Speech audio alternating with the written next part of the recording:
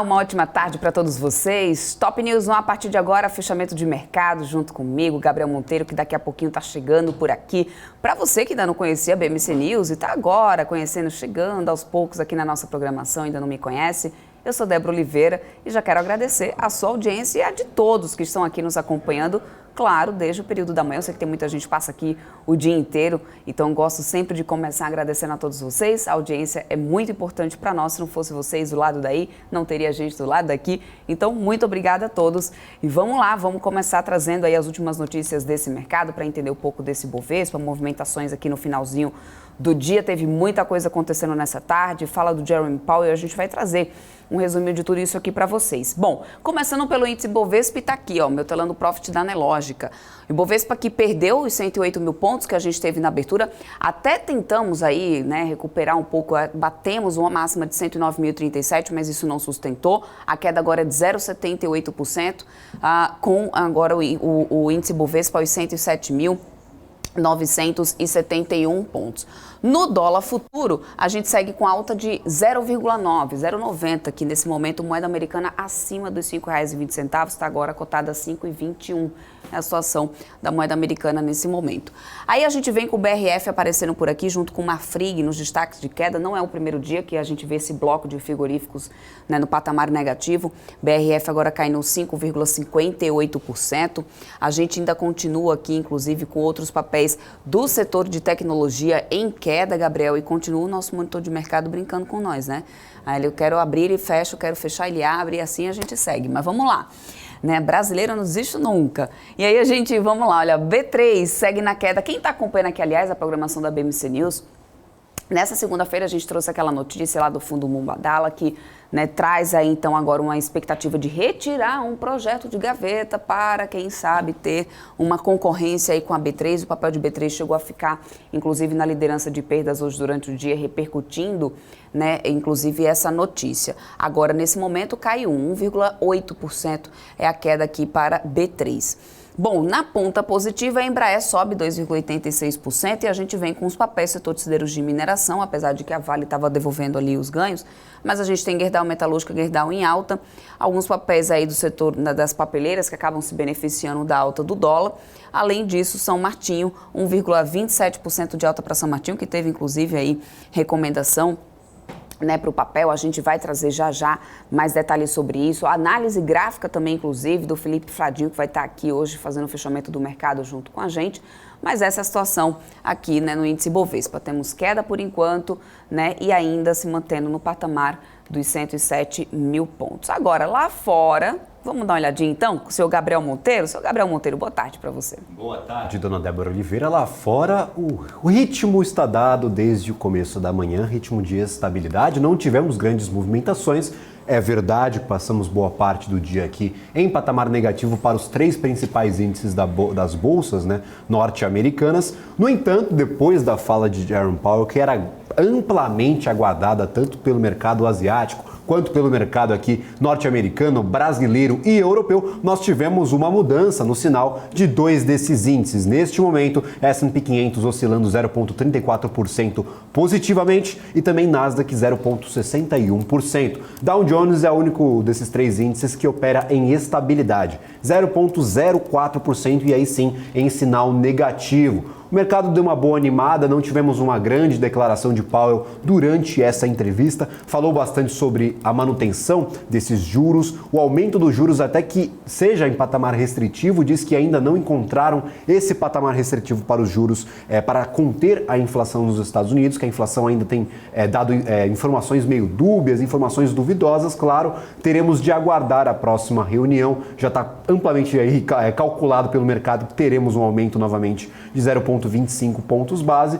Então esperemos, aguardemos, e essa é a postura do mercado. Agora Dow Jones virando para o sinal positivo, mas ainda com 0,05% de variação, ou seja, próximo da estabilidade, não saindo do lugar durante este pregão. Na Europa, ontem nós tivemos um dia negativo, até uma virada ali no finalzinho do pregão lá na Europa. Hoje um dia de estabilidade. Nós temos DAX na Alemanha 0,16% de queda, então sinais bem divergentes aqui, 0,16% de queda para DAX, que é o principal índice acionário lá da Europa. FTSE no Reino Unido 0,36% de alta, nós temos 0,07% de queda para CAC 40 na França e também o índice Eurostoxx em estabilidade 0,09%. Então o mercado aguardando esse pronunciamento de Jerome Powell, findeu aí que não tivemos uma grande revelação, uma grande novidade e agora os mercados operando em certa estabilidade. O mercado brasileiro virou, aqui a gente tem o mercado norte-americano também virando, mas ainda com pouca oscilação. O cenário lá fora está meio equilibrado, Débora, vamos dizer assim. Entendi. Bom, vamos ficar acompanhando, a gente vai atualizando todo mundo. Quero antes, deixa eu só dar um oi, antes de eu começar o giro de notícias, deixa eu dar um oi ao pessoal do chat que está aqui tudo me dando boa tarde. O Rogério Torres está aqui dizendo que eu sempre estou elegante. Obrigada, viu, Rogério? Bondade sua, muito obrigada mesmo. Peter Santana, é isso, Peter, chegamos, boa tarde para você. O Regis, que também está aqui todos os dias nos acompanhando. Regis, não fala isso não, Regis. Já tô até, tá tudo sendo encaminhado, hein? Pelo amor de Deus, já eu começo até a contagem regressiva, nem me fala. Também sou contra, tá? De forma alguma, aí, pelo amor de Deus. Puramente egoístas, tá, Débora Oliveira? Que o trabalho aqui vai ser pesado. Mas, claro, todo mundo merece as suas férias, merece tirar o tempinho de descanso. E tá chegando, hein, Débora Oliveira? Tá? Se Deus quiser, daqui a pouco começa a contagem regressiva. Exato. Rafael Nascimento, muito obrigada, viu? Rafael tá aqui dizendo o melhor programa da BMC. Cat também está chegando por aqui, Cat Traders, olha isso, Joker. Joker está falando sobre aquecimento global. Faz até nevar, de tanto que... o aquecimento global fez até nevar de tanto calor lá. Ih, caramba, bom, ele deve ter alguma parte da conversa que eu perdi aqui dele por lá por cima. Bem, boa tarde para todos vocês. Ed, eu sei que o MPK está por aqui também, o Tony que está por aqui, o Ed dos Santos, o Tony... que estava aqui desde mais cedo também, deixando boa tarde para todo... Gente, boa tarde para todo mundo. Tá? Muito obrigada mesmo. Vitor Kleber tá falando aqui da minha corzinha, cor de laranja. Aliás, cor de laranja aqui é aprovada. Sempre quando eu tô com esse laranja aqui, o pessoal gosta bastante. Acho que eu vou usar mais vezes. Mas vamos lá, vamos para assunto sério agora. Daqui a pouco a gente bate mais um papo aqui com vocês. Vamos para o nosso giro de notícias. Deixa eu trazer mais informações aqui do setor imobiliário, começando a falar sobre a MRV Co, que disse que tem como expectativa para 2023 aumentar a margem do lucro bruto por unidade, chegando a 76 milhões em dezembro, aí garantindo 76 mil, desculpa, em dezembro, garantindo um lucro bruto total de 3 bilhões. O desafio da companhia é chegar em 2023 com a margem bruta de novas vendas de 33%, segundo Ricardo Paixão, que é diretor executivo de Finanças e Relações com Investidores da construtora. A companhia mostrou durante uma apresentação para investidores e analistas que a MRV Incorporação teve entre o quarto trimestre de 2019 e o quarto trimestre de 2022 um aumento de 32,7% de ticket médio, mas o erro da empresa foi, segundo Paixão, subir só 8% do preço em 2 anos, entre o quarto TRI de 2019 e o quarto TRI do ano passado, aliás, de 2021.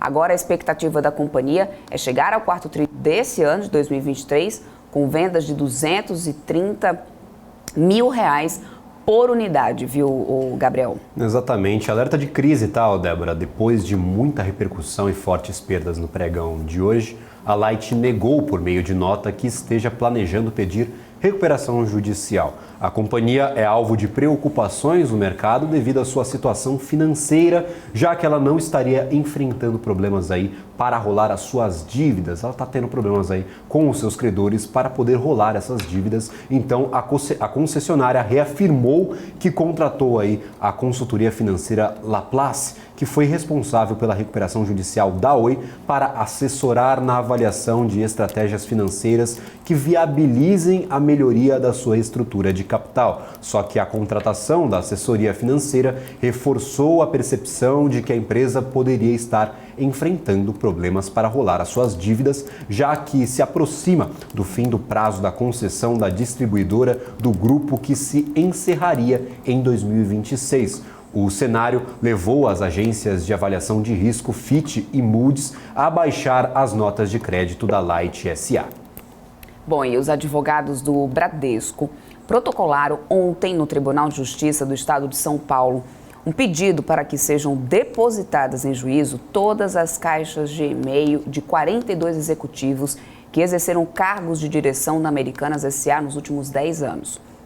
O pedido abrange também 10 integrantes e ex-integrantes do Conselho Fiscal e mais 6 membros e ex-membros do Comitê de Auditoria da Varejista.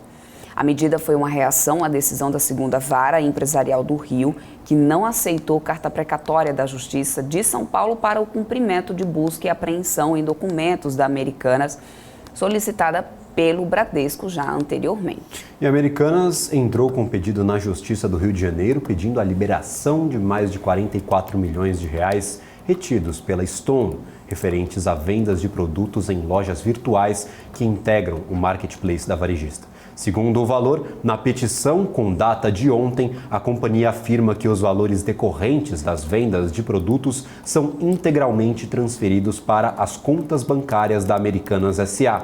e, posteriormente, repassados aos vendedores responsáveis pela comercialização desses produtos no marketplace. Já a Stone, segundo a reportagem, havia informado a Justiça em petição na data de 26 de janeiro que reteve os 44 milhões e 800 mil reais e que o montante inclui pagamentos vencidos e a vencer. No documento dirigido ao juiz da 4ª Vara Empresarial do Rio de Janeiro, os advogados da Stone alertam que parte da quantia parecia ser repassada pelas Americanas aos vendedores.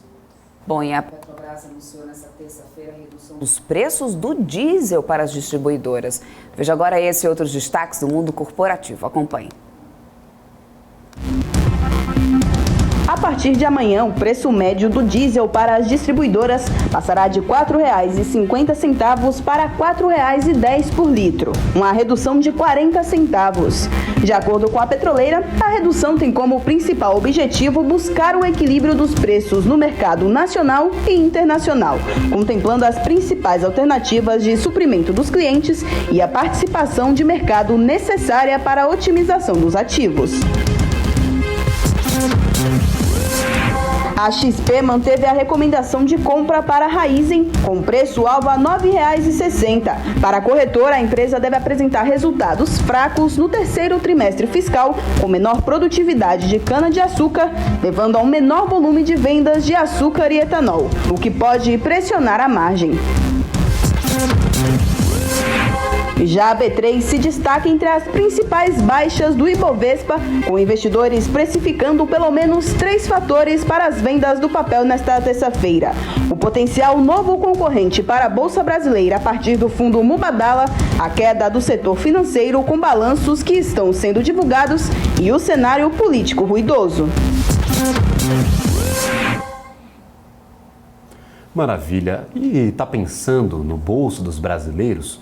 O índice de variação de aluguéis residenciais mostra que a coisa está um pouquinho complicada para quem mora de aluguel. O IVAR, que mede a evolução mensal dos preços de locação dos imóveis para moradia em 4 capitais brasileiras, subiu 4,2% em janeiro. A alta do último mês representa o maior avanço do índice desde o começo da série histórica dado aí em 2019, Débora. O aumento do nível de endividamento das famílias, devido ao aumento dos custos de vida, tem aumentado também os índices de inadimplência nos bancos. E o cenário pode ser ainda mais estressante no futuro, considerando o aumento das renegociações de empréstimos e uma expansão acelerada de produtos de crédito com margens mais altas. A avaliação é da Moody's e aparece em relatório assinado por Daniel Girola, vice-presidente e analista, inclusive sênior, da agência de risco. No documento, ele destaca que a pressão sobre a renda das famílias brasileiras continua alta, mesmo com uma melhora no mercado de trabalho e com a redução da inflação. Apesar da taxa de desemprego e também da inflação terem caído, a renda real total do trabalho permanece abaixo dos níveis pré-pandemia, o que diz a agência. A Moody's acredita que esse déficit deve ser coberto por linhas de crédito sem garantia e mais caras, incluindo cheque especial e dívida rotativa de cartão de crédito. Esse ciclo de deterioração da qualidade de crédito é administrável para a maior parte dos bancos, pelo menos, segundo a avaliação da agência, considerando que os empréstimos em atraso nas carteiras de pessoas físicas ainda estão abaixo dos níveis históricos e os bancos continuam mantendo níveis conservadores de reservas.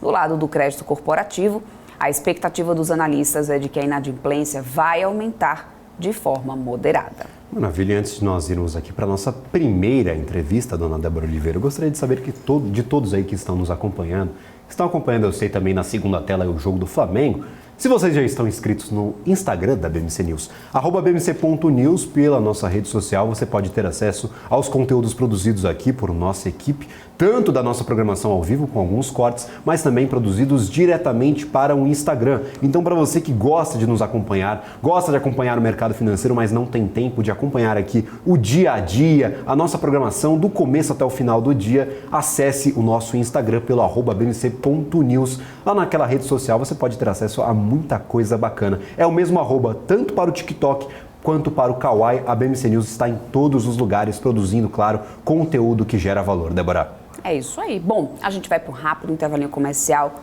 Na volta, a gente vai falar um pouco mais com o Daniel Aloan, ele que é gestor dos Avions, e ele vai trazer mais detalhes aqui para a gente sobre o mercado mesmo no geral, inclusive sobre fundos. A gente vai debater bastante isso aqui com ele. Não sai daí, não sai da nossa programação, que a gente volta já. Tem muito mais notícias de mercado aqui para vocês. Até tá.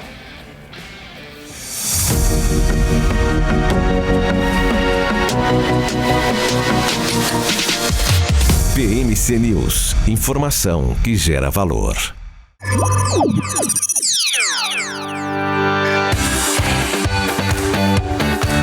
Aqui você pode negociar índices como o DAX, Nasdaq e S&P 500 e commodities como soja, cobre, petróleo e café. Além de ações e ADRs das maiores empresas do mundo, como a BMW, Google, Apple, Netflix e Disney.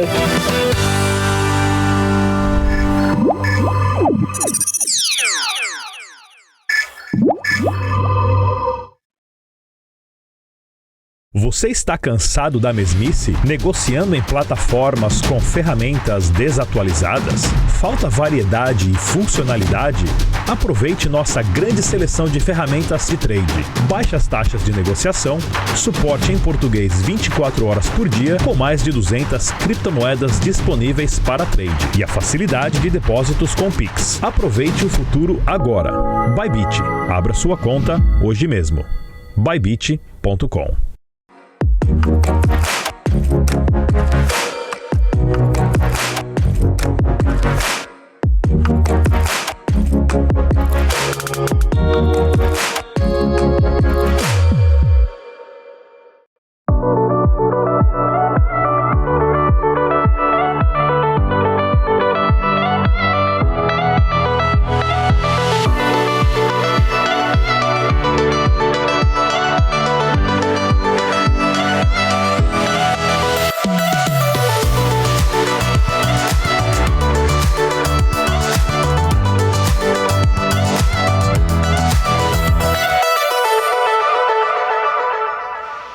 Estamos de volta, agora a gente vai bater um papo com o Daniel Aloan, ele que é gestor dos Avions e já está aqui para bater um papo com a gente, falar um pouco sobre fundos imobiliários, sobre fundos aí no geral. Aloan, seja bem-vindo aqui à nossa programação. Muito obrigado por ter aceitado. Obrigado, Débora.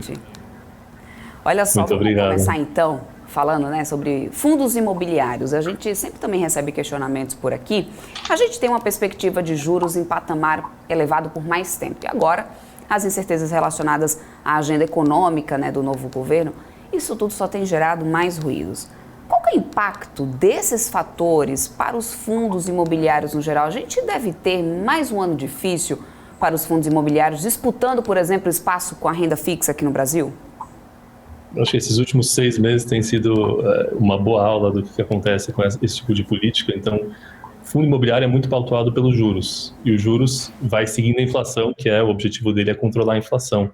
Então, ano passado, a gente começou em julho com deflação, né, foram 3 meses, e sentindo deflação, sentindo que a gente ia no futuro conseguir controlar os juros que estão bastante altos, o mercado subiu bastante, o IFIX chegou a estar 6 e pouco por cento positivo no ano, e aí em novembro, eleições, o governo falando que ia gastar mais, caiu, despencou, né, então o IFIX ficou positivo 2 no ano, esse ano já está negativo, janeiro foi bem ruim.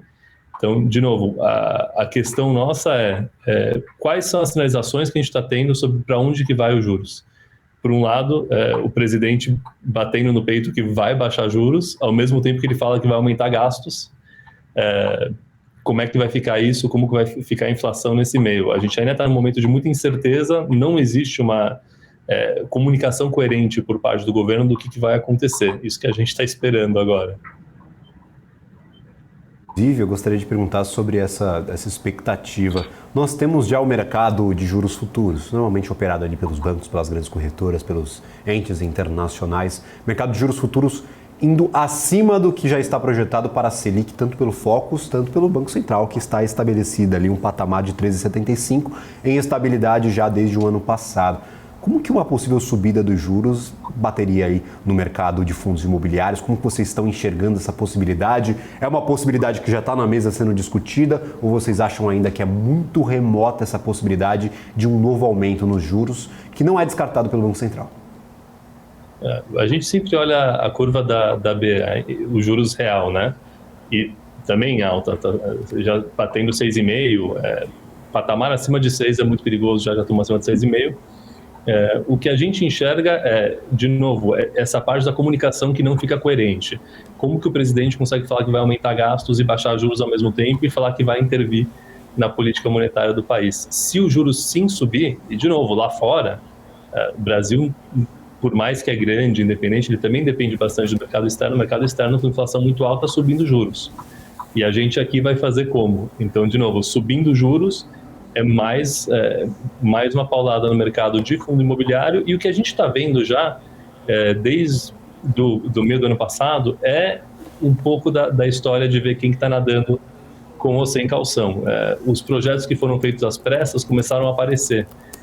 A época de bonança, que era só você captar, só quitar. Então, o que a gente vê sim acontecendo, e vem já acontecendo, é uma limpeza dos fundos, a gente entender quais são as operações gestoras que estão fazendo a coisa séria, e indo para frente vão ser aquisições muito mais embasadas em fatos, em vez de só aparências, e com alavancagens muito mais ponderadas, né? Não tem essa alavancagem que eu deixo um problema para daqui a um ano e depois vejo o que acontece. Hoje você vê os fundos que estão fazendo aquisições, quando tem uma alavancagem, que está cada vez um pouco mais raro, são alavancagens baseadas no fluxo que tem, são coisas muito mais pé no chão e olhando para o imobiliário mesmo, em vez de tentar olhar e fazer uma brincadeira de jogada financeira em cima de um ativo imobiliário. Lembrando que os fundos imobiliários de tijolos são imóveis mesmo que a gente compra, não é só uma dívida, não é um fluxo financeiro, né? É muito mais do que isso. Não, certíssimo. A gente vê muito fundo fazendo essas jogadas financeiras, emitindo ali as suas cotas. Então, agora acho que é momento do mercado olhar com um pouco mais de atenção. E um ponto que eu gostaria de levantar, inclusive dos AV11, vocês têm um portfólio bem vasto, com muitas instituições, tanto de ali mais voltadas à logística, mais voltadas a propriedades comerciais. E eu tenho visto, pelo menos conversando com essas companhias, grandes companhias que locam propriedades comerciais, uma vacância minúscula ali, bem pequenininha, quase 100% ali dos imóveis locados, principalmente aqui na cidade de São Paulo, nesses grandes centros financeiros. Ao mesmo tempo que a gente tem um momento difícil para o IFIX e para os fundos imobiliários, a gente tem talvez um desempenho interessante dessas operações. Como que vocês estão enxergando? Quais são os benefícios que vocês estão enxergando deste momento, dessa demanda reprimida que deve estar sendo atendida agora? Qual que é a visão de vocês para as operações, aí sim, deixando a macroeconomia um pouco de lado? Eu acho que especificamente a parte de locação comercial, lajes comerciais, é um mercado bastante complexo, porque é muito diferente uma quadra da outra, uma cidade da outra. Então você pega o Rio de Janeiro, por exemplo, é um desastre, né? A gente tem lá mais de 50% de vacância no centro. Por outro lado, no próprio Rio de Janeiro, na Zona Sul, é 0 de vacância. Você não consegue um escritório. Aqui em São Paulo, a gente tem toda a parte da Nova Faria Lima também com 0 de vacância, subindo aluguel. Em alguns outros lugares, não é tão pronunciado quanto no Rio de Janeiro, temos sim um pouco de vacância.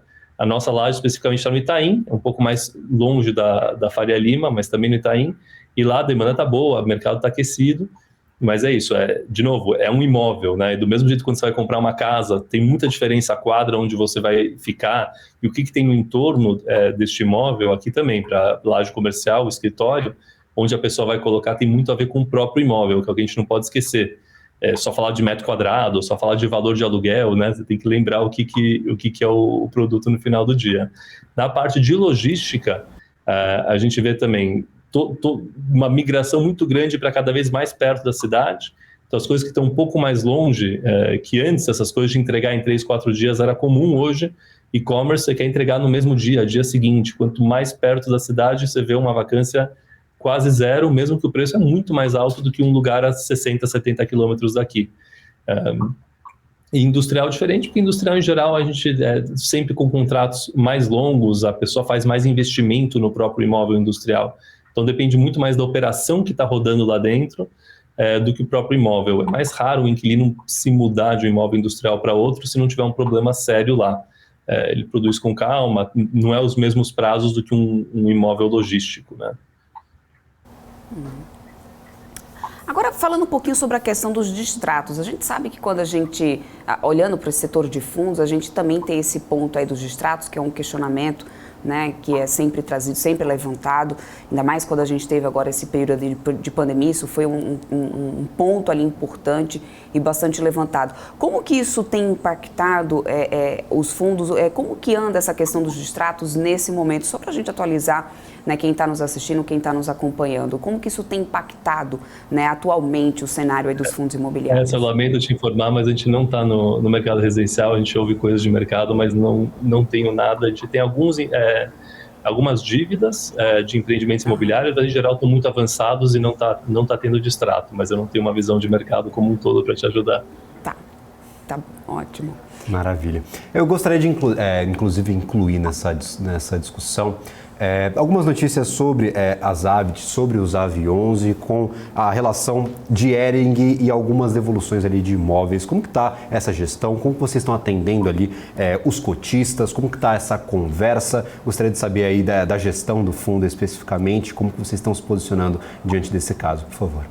Perfeito. Acho que quando eu entrei em fundo imobiliário, uma das coisas que a gente mais gostou foi que tem um espaço para transparência muito grande no fundo imobiliário. Então, quando você abre um relatório, você consegue ver imóvel a imóvel, como é que está, como é que não está. Diferente de uma empresa de capital aberto, você não fica vendo qual cliente que está dando mais faturamento para a pessoa, né? Aqui não, aqui você vê cada um dos imóveis, como é que está, se tem um distrato, se tem alguma coisa que está diferente, como é que está. O caso da Hering foi um caso bem em particular e diferente. A gente fez uma compra de 3 imóveis em agosto e um deles, que é o Hering, tinha uma questão com a matrícula que não estava finalizada. Então, o que a gente fez foi, deixou em aberto isso para escriturar ele em janeiro, quando a gente já teve uma melhor visão do que estava acontecendo. No meio do caminho surgiu uma prenotação da matrícula, impedindo o desmembramento, tinha que desmembrar a matrícula. Então, de novo, é uma questão que eu imagino que os proprietários vão conseguir resolver, mas nós, como fiduciários, não podemos entrar num problema, né? A gente compra um imóvel bom e limpo. A gente não vai comprar um imóvel para a gente ter que resolver essas questões. De novo, uma forma 100% amigável, a gente sentou, no contrato já previa uma forma de dissolução dessa compra, foi tudo feita. O relatório que eu acho que foi solto ontem, se não me engano, nosso do mês de janeiro, traz detalhes sobre a operação, o que aconteceu, como é que ficou. No final, os outros 2 imóveis que a gente levou foi numa condição excelente. Eu acho que é isso, em fundo imobiliário a gente tem que sempre prezar para tentar colocar todas as informações que dá no relatório. E quando alguém pergunta alguma coisa, a gente fala, bem, vamos tentar colocar no relatório do mês que vem, então, para sempre todo mundo estar no mesmo nível de informação. Exato, e ter essa clareza, essa conversa com os investidores, que é sempre muito importante. É para isso que nós trabalhamos aqui todos os dias, trazer essa informação, fazer essa ponte com os investidores de pessoa física, com os institucionais. E agradecemos vocês por isso, é necessário. Não, maravilha. E aí, por exemplo, acho interessante essa questão do distrato com os imóveis, da posição de caixa da companhia. Como que deve ser essa postura de vocês enquanto não se soluciona essa questão? Como que vocês estão passando para os seus cotistas? Essa questão do posicionamento de caixa da companhia, deve aguardar, não deve aguardar? Qual que é o movimento que vocês farão a partir deste momento? Hoje nós estamos com muito caixa, porque a gente como a gente fez um distrato, a gente está com um recebível que a gente tinha dado um sinal, na verdade, do imóvel. Então, temos o que a gente ia pagar, toda a amortização desse ano, etc., que já estava provisionada, mais esse sinal que vai retornar agora, próximos meses aí. Então, no nosso lado, o que a gente está fazendo é aproveitando esse momento que está um pouco mais difícil de mercado, com dinheiro em mão e fazendo aquisições. Então, logo mais deve sair algum fato sobre novas aquisições, aproveitando o momento mais estressado. Dinheiro em mão vale muito, né? Não, exatamente. Nós traremos as atualizações para quem estiver interessado aqui, para os investidores institucionais, para quem quiser ficar de olho nos aviões, quem estiver aqui assistindo a nossa programação, traremos todas as atualizações, claro, e a gente sempre aí em cima do que acontece no mercado, trazendo todas as informações possíveis sobre os investimentos. Claro, às vezes é difícil trazer tudo, porque o mercado de investimentos no Brasil é gigantesco, mas a gente dá o nosso melhor aqui para trazer ou na nossa programação, ou no nosso Telegram, no nosso Instagram, em algum lugar vai sair alguma coisa, né, Débora? Exatamente isso. Então, quero agradecer muito aqui, Daniel, tua participação conosco, tua contribuição aqui para trazer, né, mais sobre o setor, que também acaba gerando bastante dúvida. Muito obrigada mesmo e até uma próxima. Obrigado aos assessores pelo serviço que prestam aí para o mercado. Maravilha, muito obrigado. E vamos dar mais uma olhada aqui nesse mercado, como que a gente vem aqui com esse índice Bovespa. Deixa eu diminuir aqui o meu profit, o meu monitor de mercado, na verdade, para poder a gente dar uma olhadinha no Ibov. A gente que vinha já tanto com o dólar futuro em alta, mas o Ibovespa, olha só, tá aqui, ó, 107.985 pontos, tentando, mirando novamente recuperar os 108 mil pontos. O Ibov cai agora 0,68, lembrando que a máxima do dia foi 109.037 pontos e a gente não conseguiu manter, nem mesmo após, né, uma respirada que houve ali, né, das bolsas lá fora, com a fala do Powell, depois voltarem em seguida a cair, a gente segue nesse patamar negativo ainda, com muitas incertezas, né, que vem assolando realmente muitos ruídos internos que vem resultando nessa queda do índice Ibovespa. Na alta, Embraer, agora que está no maior destaque de alta agora, 3,10, o papel está R$ 16,97. Entre os pares, aí no setor de aéreos e turismo, a gente, inclusive, conversou bastante aqui pela manhã com o Alex André sobre a situação da Azul e também da Gol. A Gol que teve, né, números aí relacionados à sua demanda sendo divulgados, inclusive, além disso, reestruturação de dívida, foi uma das notícias que acabaram impactando positivamente o papel da Gol, que durante o período da manhã, em alguns momentos, chegou a subir mais de 6%. A gente está vendo a Gol agora no 0 a 0. Em relação à Azul, 2,10% de queda. Azul que, de acordo com um site especializado no setor aéreo, tá? Veio aí uma notícia, eles estavam repercutindo de que poderia ser que a Azul entraria ali com um pedido de recuperação judicial lá fora nos Estados Unidos, porque eles teriam contratado uma consultoria que é especializada no assunto. A companhia aérea não comentou absolutamente nada sobre isso, não confirmou nada, lembrando que isso também não é nenhuma notícia de nenhum analista, realmente especialista do mercado, e sim de um site que é, né, voltado aí para o setor, um site jornalístico que é voltado para o setor de aéreas. Porém, de novo, a Azul não fala, não comenta nada sobre, não confirma nada sobre. A companhia, lembrando, tem números importantes, números positivos entre os pares, inclusive com margens ali na casa dos 9%. A Azul agora cai 2,10%. CVC também está caindo 2,56%. Afinal de contas, com a alta do dólar, é difícil aí, né, querer viajar e visitar o senhor Mickey, né, o senhor Gabriel. Exatamente. Falando em visitar o Mickey, se o Mickey foi investidor da Bolsa de Valores, agora ele está feliz, Débora Oliveira, porque virou de vez nos Estados Unidos. O que nós víamos aí ao longo do dia todo é um sinal negativo nas bolsas norte-americanas, nos principais índices. Agora nós temos uma virada bem forte, 0,36% para Dow Jones. Essa não tão forte, mas o importante é sair da estabilidade, ganhar um pouquinho de valor, e é o que está acontecendo agora, 0,3% de alta para Dow Jones, S&P 500 0,7%, 0,78% de alta, próximo do 0,8%, e Nasdaq aí sim ganhando bastante valor, 1,17%, depois desse alívio da entrevista do Jerome Powell. Não deu grandes indícios, falou que não deve cortar juros tão rapidamente como o mercado esperava. Claro, o comunicado da semana passada foi bem duro, se esperava uma conversa bem rígida nessa entrevista, deu que a gente não teve muita novidade. Ele falou sobre o mercado de empregos lá nos Estados Unidos, diz que é um grande desafio, diz que esse será um processo bem alongado de combate à inflação norte-americana. Então, nada de novo no front, nada de novo, nada que o mercado não sabia. Então, com esse alívio, depois da entrevista do chairman lá do Fed, o Jerome Powell, as bolsas começaram a andar, e em especial aí, Nasdaq ganhando 1,16%.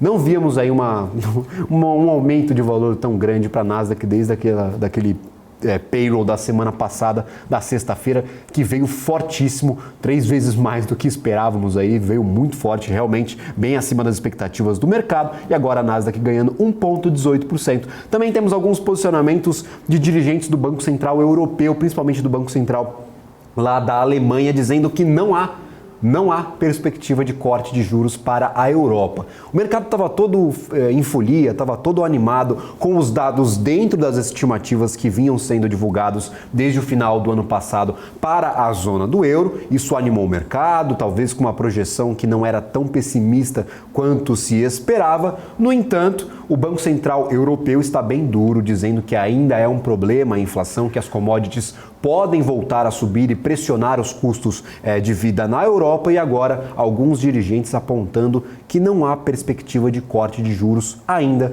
lá no continente europeu, em especial para a zona do euro. Lembrando, nós tivemos um fechamento em certa estabilidade para todos os principais índices europeus durante o pregão de hoje. Débora.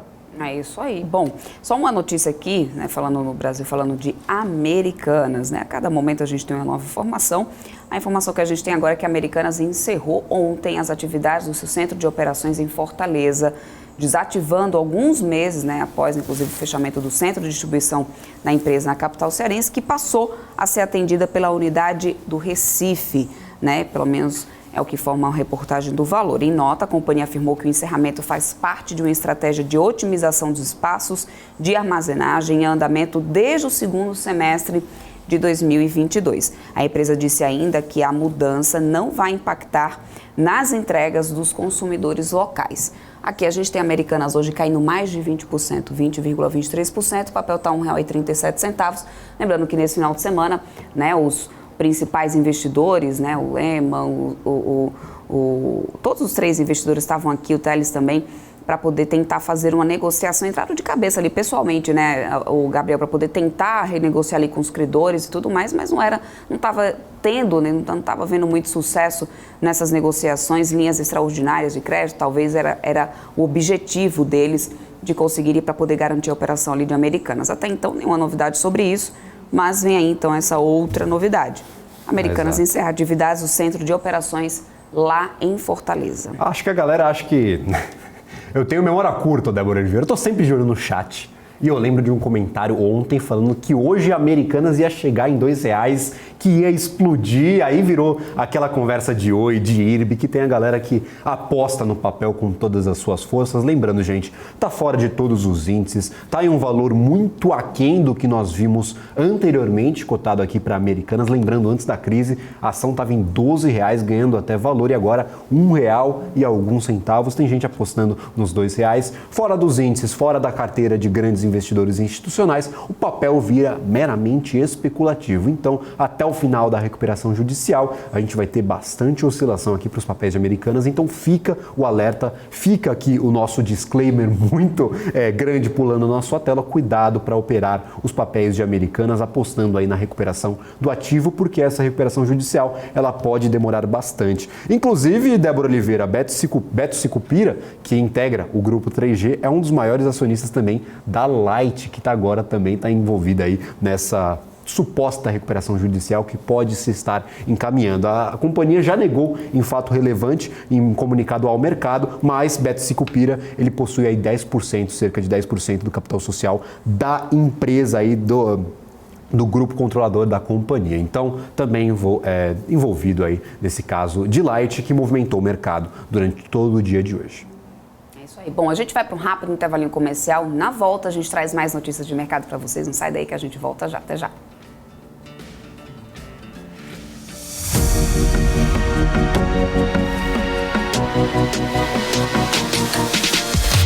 PMC News. Informação que gera valor.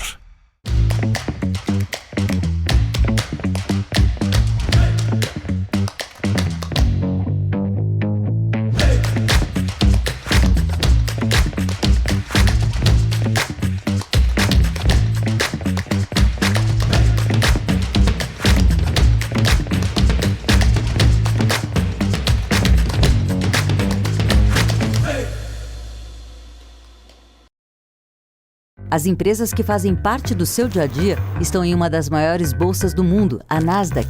E a boa notícia é que você pode investir nessas empresas diretamente pela Avenue, sua corretora nos Estados Unidos. Com os dados das ações dos Estados Unidos fornecidos pela Nasdaq em tempo real, o cliente Avenue pode acessar diretamente as maiores bolsas do mercado americano. Entre neste mercado de tecnologia e inovação. A Acesse avenue.com.br/Nasdaq e seja bem-vindo ao mercado global.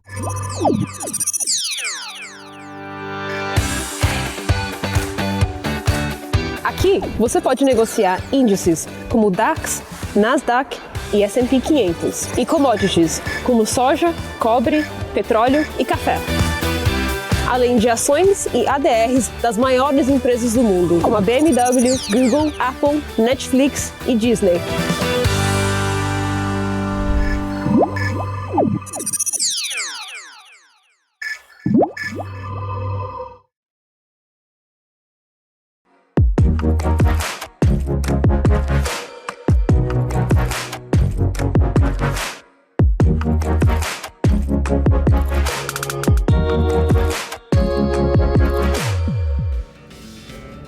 Estamos de volta e a gente continua por aqui para poder atualizar vocês sobre mais notícias de mercado. A gente, inclusive, vai falar agora um pouco mais sobre política, porque o setor mais ideológico do governo quer pautar uma discussão que leve à convocação do presidente do Banco Central, Roberto Campos Neto, para explicar no Congresso os caminhos da política monetária. Segundo o broadcast, a ofensiva do presidente Luiz Inácio Lula da Silva sobre a atuação do Banco Central divide opiniões no Planalto. Uma ala vê a atitude como algo negativo ao governo, por tomar inclusive o lugar do noticiário de uma agenda mais positiva. Outro lado vê a postura como necessária pelo impacto do juro alto sobre a atividade econômica. A convocação poderia ser transformada em um convite se Campos Neto eventualmente acenasse com alguma conciliação, é o que dizem alguns interlocutores do governo. Se a ideia de convocar Campos Neto prosperar, o governo pode encaminhar essa demanda para algum parlamentar da base, seja do PT ou também da coligação.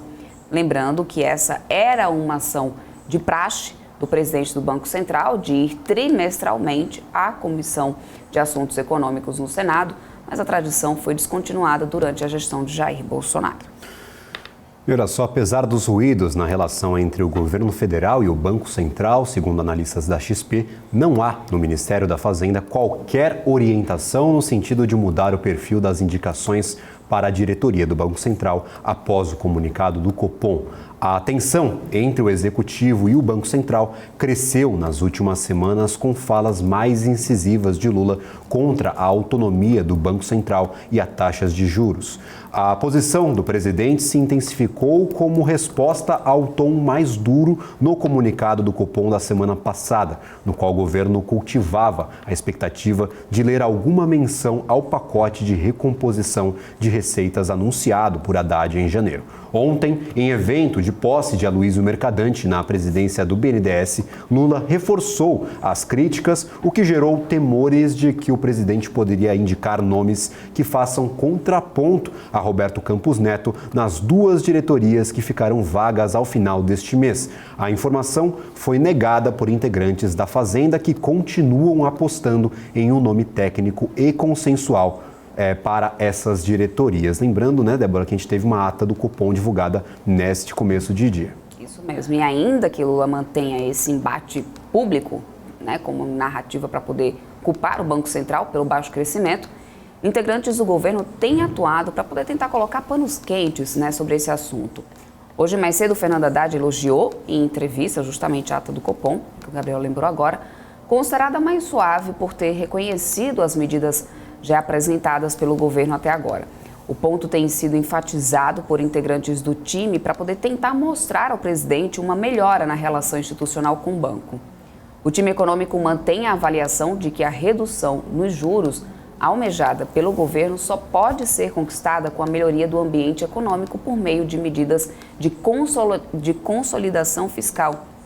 Mas enquanto o governo não vislumbrar um horizonte possível, né, para essa redução de juros, o ruído por parte do Planalto tende a permanecer na relação, considerando que a estratégia política de Lula é apontar um culpado naturalmente para o baixo crescimento. Apesar de que isso não significa exatamente que essas falas do presidente serão transformadas em ações objetivas de intervenção no Banco Central, de acordo com os analistas. Inclusive, Débora Oliveira, separei alguns dos principais pontos aqui desse comunicado, dessa ata do Copom divulgada hoje pela manhã, e um deles destaca essa posição perante as medidas apresentadas por Haddad em janeiro. O Copom diz o seguinte, que alguns membros da sua diretoria notaram que as medianas de projeção do mercado pelo boletim Focus e da pesquisa aí feita semanalmente para 2023 são sensivelmente menores do que o previsto no orçamento federal e possivelmente incorporando o pacote fiscal anunciado pelo Ministério da Fazenda. Ou seja, o Copom aponta que o mercado já está precificando um déficit fiscal para 2023 menor do que está previsto com o orçamento atualmente aprovado, talvez incrementando essas medidas, esse pacote econômico anunciado pela Fazenda.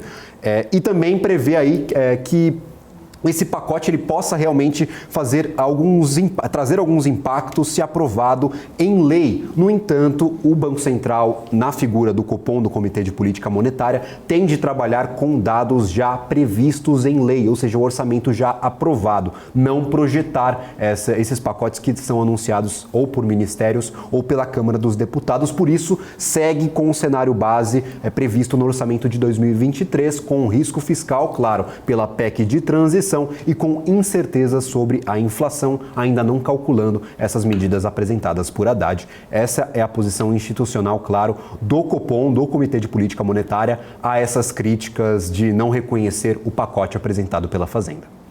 Mudando de assunto, o ministro de Portos e Aeroportos, o Márcio França, afirmou hoje que o governo espera que o Congresso mantenha o veto presidencial ao artigo que estabelece a gratuidade do despacho de bagagem em viagens aéreas.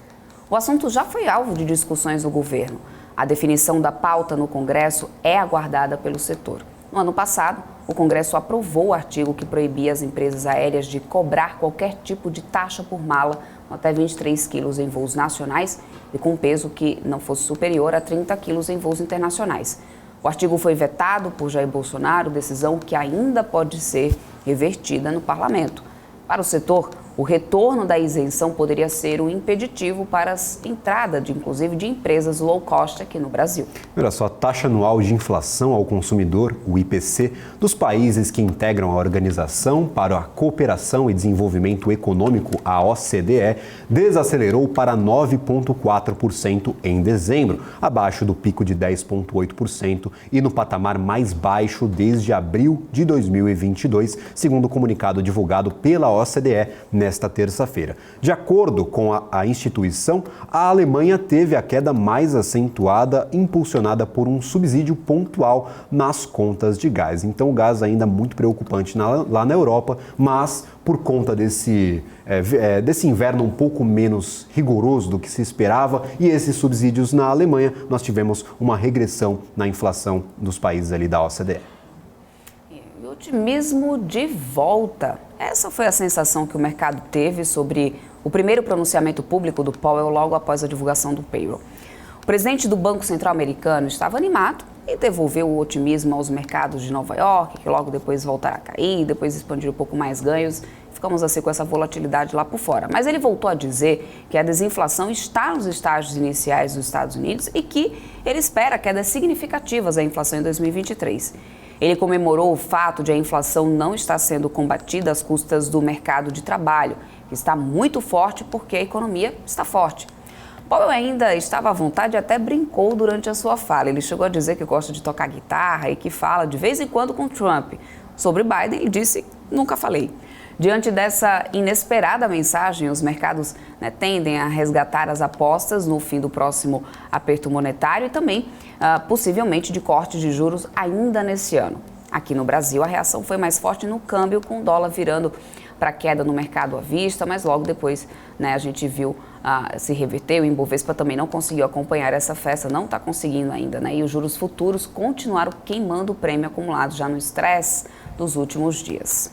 Maravilha, Débora Oliveira, já que a gente mencionou essas falas de Powell, vamos continuar acompanhando o mercado norte-americano, que continua ganhando valor neste finalzinho de dia, nos aproximando aqui do final do pregão. Temos aproximadamente 1 hora de negociações ainda para esta terça-feira. No entanto, nós temos Dow Jones ampliando os seus ganhos, 0,45% de alta neste momento. E aí sim, S&P 500 se aproxima do 1% de alta, oscilando entre 0,9% e 0,8% de ganhos. Nasdaq, 1,32%. Lembrando, Nasdaq é um índice que abriga ali boa parte das companhias voltadas a crescimento e principalmente voltadas à tecnologia dos Estados Unidos. Então nós temos aqui 1,36% de alta neste momento.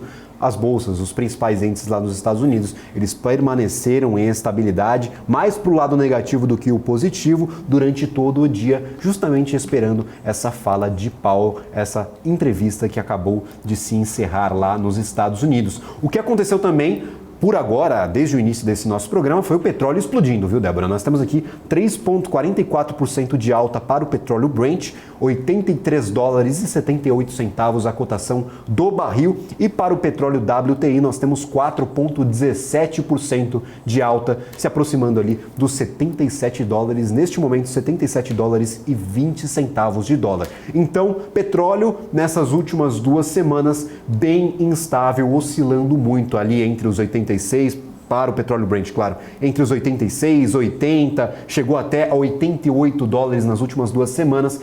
Preço muito instável e, claro, isso não é nada bom aí para quem faz as projeções para as petroleiras, tanto aqui no Brasil quanto no restante do planeta. Isso aí, só para poder a gente encerrar nosso giro de notícias internacionais, às vésperas de completar 1 ano da guerra na Ucrânia, abrigos antiaéreos em toda a Rússia estão passando por inspeções e reparos sistemáticos após uma ordem do Kremlin para renovar a decadente infraestrutura da era soviética, isso de acordo com relatos de autoridades russas para o The Moscow Times.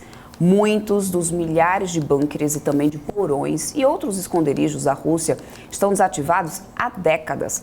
Mas à medida que a guerra na Ucrânia se arrasta, por esses longos meses, daqui a pouco 1 ano, as autoridades locais estão investindo para tornar esses locais novamente aptos para uso. Uma autoridade russa, citando conhecimento de reuniões governamentais sobre o assunto, explicou que a decisão de inspecionar a rede de abrigos antiaéreos foi tomada ainda na primavera. A reforma da rede de abrigos antiaéreos ocorre em meio às constantes ameaças nucleares do Kremlin e de uma crescente militarização da vida cotidiana dos russos. Isso também à medida que os combates na Ucrânia se aproximam das regiões mais centrais da Rússia. Certíssimo. Débora Oliveira, trazendo também, eu sei que tem bastante gente que acompanha e gosta de falar sobre o mercado de criptoativos, faz tempo que eu não dou um girinho aqui no nosso Top News. Nós temos neste momento, eu vou trazer o Bitcoin porque é amplamente impactado, claro, pelo que acontece nos Estados Unidos, principalmente com a Nasdaq. Nós tivemos uma abertura neste ano de 16.605 dólares para o Bitcoin, bem abaixo ali do que nós víamos há muito tempo, chegamos a quase 70 mil dólares, mas durante todo aquele ano passado a gente teve um cenário muito ruim para o criptoativo. Começamos o ano em 16.605 e neste momento 23.089 dólares. Bitcoin ganhando bastante valor, principalmente depois desse alívio visto nas bolsas norte-americanas, agora 1,42% de alta apenas no dia de hoje, mais oscilação positiva do que inclusive a Nasdaq, principal bolsa de tecnologia lá dos Estados Unidos. Então, neste momento, 23.075 dólares para o Bitcoin e Ethereum também ganhando valor, 2,53% de alta para Ethereum, oscilando também em patamar positivo e ganhando algumas posições ali em comparação ao preço do Bitcoin, que é o principal criptoativo do mercado. Sobre mercado, Denis Medina agora aqui com a gente, economista da FAC São Paulo e também professor de MBA da IB Morumbi. Seja sempre bem-vindo aqui à nossa programação, professor. Muito obrigado por ter aceito o nosso convite. Muito obrigado, boa tarde. Denis, vamos começar falando um pouco sobre, o assunto, o tema, o que tem feito, inclusive, preço desde essa segunda-feira, toda essa questão, essa fala aí do Lula, essa persistência, inclusive, na questão dos juros, que prontamente a ideia do presidente, inclusive, é começar a baixar esses juros, e ele tem questionado com veemência essa independência do Banco Central, essa questão dos juros altos, ele quer justificativa, a base do governo ali parece estar dividida em relação a isso, pelo menos são as informações que chegam de Brasília. Eu queria entender do teu ponto de vista, qual o efeito na prática de se discutir agora, a essas alturas do campeonato, a independência do Banco Central? o mercado tem se preocupado muito com isso, com razão. O Lula tem criticado essa independência do Banco Central e principalmente o nível da taxa de juros. Então, talvez não esteja claro para ele o papel fundamental do Banco Central, que é de proteger o poder de compra da moeda, ou seja, proteger nossa moeda, e para isso lutar contra a inflação, né? Tem seus instrumentos de política monetária para lutar contra a inflação, um deles é a taxa de juros. Agora, o que isso preocupa é como ele já tem feito muitas mudanças na estrutura que nós tínhamos, por exemplo, criou mais ministérios, fez uma negociação junto ao Congresso para mudar a lei das estatais para poder admitir a luz do mercadante no BNDES, e isso abre portas para outras mudanças. Então a preocupação é essa, que efetivamente ele venha criar aí uma reversão nisso que a gente conquistou, que era uma discussão do mercado de longa data, que era a independência do Banco Central, ou seja, ele não está, tanto a presidência quanto as políticas monetárias do Banco Central não estão atreladas aos desejos políticos ou às manipulações políticas, ele está efetivamente usando a técnica para buscar equilíbrio da moeda e estabilidade da moeda. Essa é a questão. Então, quando o Lula vem criticando, vem falando que talvez devesse ser diferente a política monetária, o receio é justamente de vir mais uma intervenção, uma negociação política, e com isso a gente perder essa negociação, esse controle mais técnico que é o que a gente tem hoje. Perfeito. Eu gostaria, inclusive, de incluir nessa conversa, nessa nossa discussão, Denis, essa questão do pacote de medidas apresentado pelo Ministério da Fazenda. O que aparentemente irritou o Executivo foi a não contabilização desse pacote para o cálculo da Selic terminal aqui no Brasil, da Selic proposta pela última reunião do Copom. Copom, no comunicado, reconheceu que o mercado está calculando o seu déficit primário aqui para 2023 com a inclusão desse pacote de medidas apresentado pelo Haddad. No entanto, não pode trabalhar com essas expectativas, já que o pacote ainda não foi aprovado e amplamente discutido, tanto pelo Congresso quanto pelo Executivo. Qual que é a sua avaliação sobre esse pacote? Realmente ele tem potencial, ele tem poder suficiente para mexer com a Selic terminal de 2023? Ou ainda faltam muitos detalhes para nós termos, claro, uma clareza nesse cálculo? Faltam muitos detalhes, né? O que foi apresentado no pacote, basicamente, buscava recompor receitas, tentar recuperar algumas coisas que estão em discussão, e uma coisa que ele falou que era forte era recálculo das estimativas de receita, ou seja, muito disso estimado em receitas. Obviamente trouxe lá também, vamos ver os contratos, vamos analisar as sobras a pagar, mas ainda essa não foi o ponto principal. Então o mercado vê, né, que assim, estão preocupados com receitas, ótimo, vão refazer os cálculos, muito bom, mas e despesa? A gente não vai falar, porque percebido foi que aumentou o número de ministérios, existe uma vontade em investir em outras áreas que o governo anterior talvez não tenha dado tanta atenção, como saúde, meio ambiente e outras questões. Então, isso sinaliza ao mercado que não falamos que vamos tirar nada, mas estamos colocando mais algumas despesas que são fundamentais para a área social, inclusive com a aprovação de um pacote fura-teto, lá uma PEC fura-teto, antes mesmo de entrar o governo. Então, sim, queremos gastar mais. De certa forma, olhando a economia como um todo, isso pode ser positivo, porque estimula vários setores, mas é preocupante porque da onde vêm esses recursos, já que também amplamente divulgou que não tinha caixa, que não tinha espaço para gastar mais. Então, ficam falas incoerentes. Agora, olhando um pouco mais abrangentemente, assim, fala-se muito, mas as ações são poucas. Então, existe um barulho ali, né? Banco Central independente não é bom, mas ninguém ainda fez nada contra. Vamos controlar, aumentar as receitas, mas ainda não teve aumento de impostos, não estamos vendo de onde está vindo. Então, parece que há um pouco de incoerência entre o que o presidente fala e o que os ministros e seus secretários estão executando. Então, por isso, também a apreensão do mercado, né? Ele não sabe exatamente qual caminho vai tomar. E nessa insegurança, obviamente, a expectativa do Boletim Focus vai demonstrando isso. Perfeito. Denis, inclusive, nós temos o mercado de juros futuro fazendo pressão para uma Selic até ainda maior do que a que nós vemos. O Banco Central, na sua ata, na ata do Copom divulgada hoje, reconhecendo essa pressão da curva de juros futuro, falando que é um dos indicativos ali. Nós perdemos o Denis, infelizmente?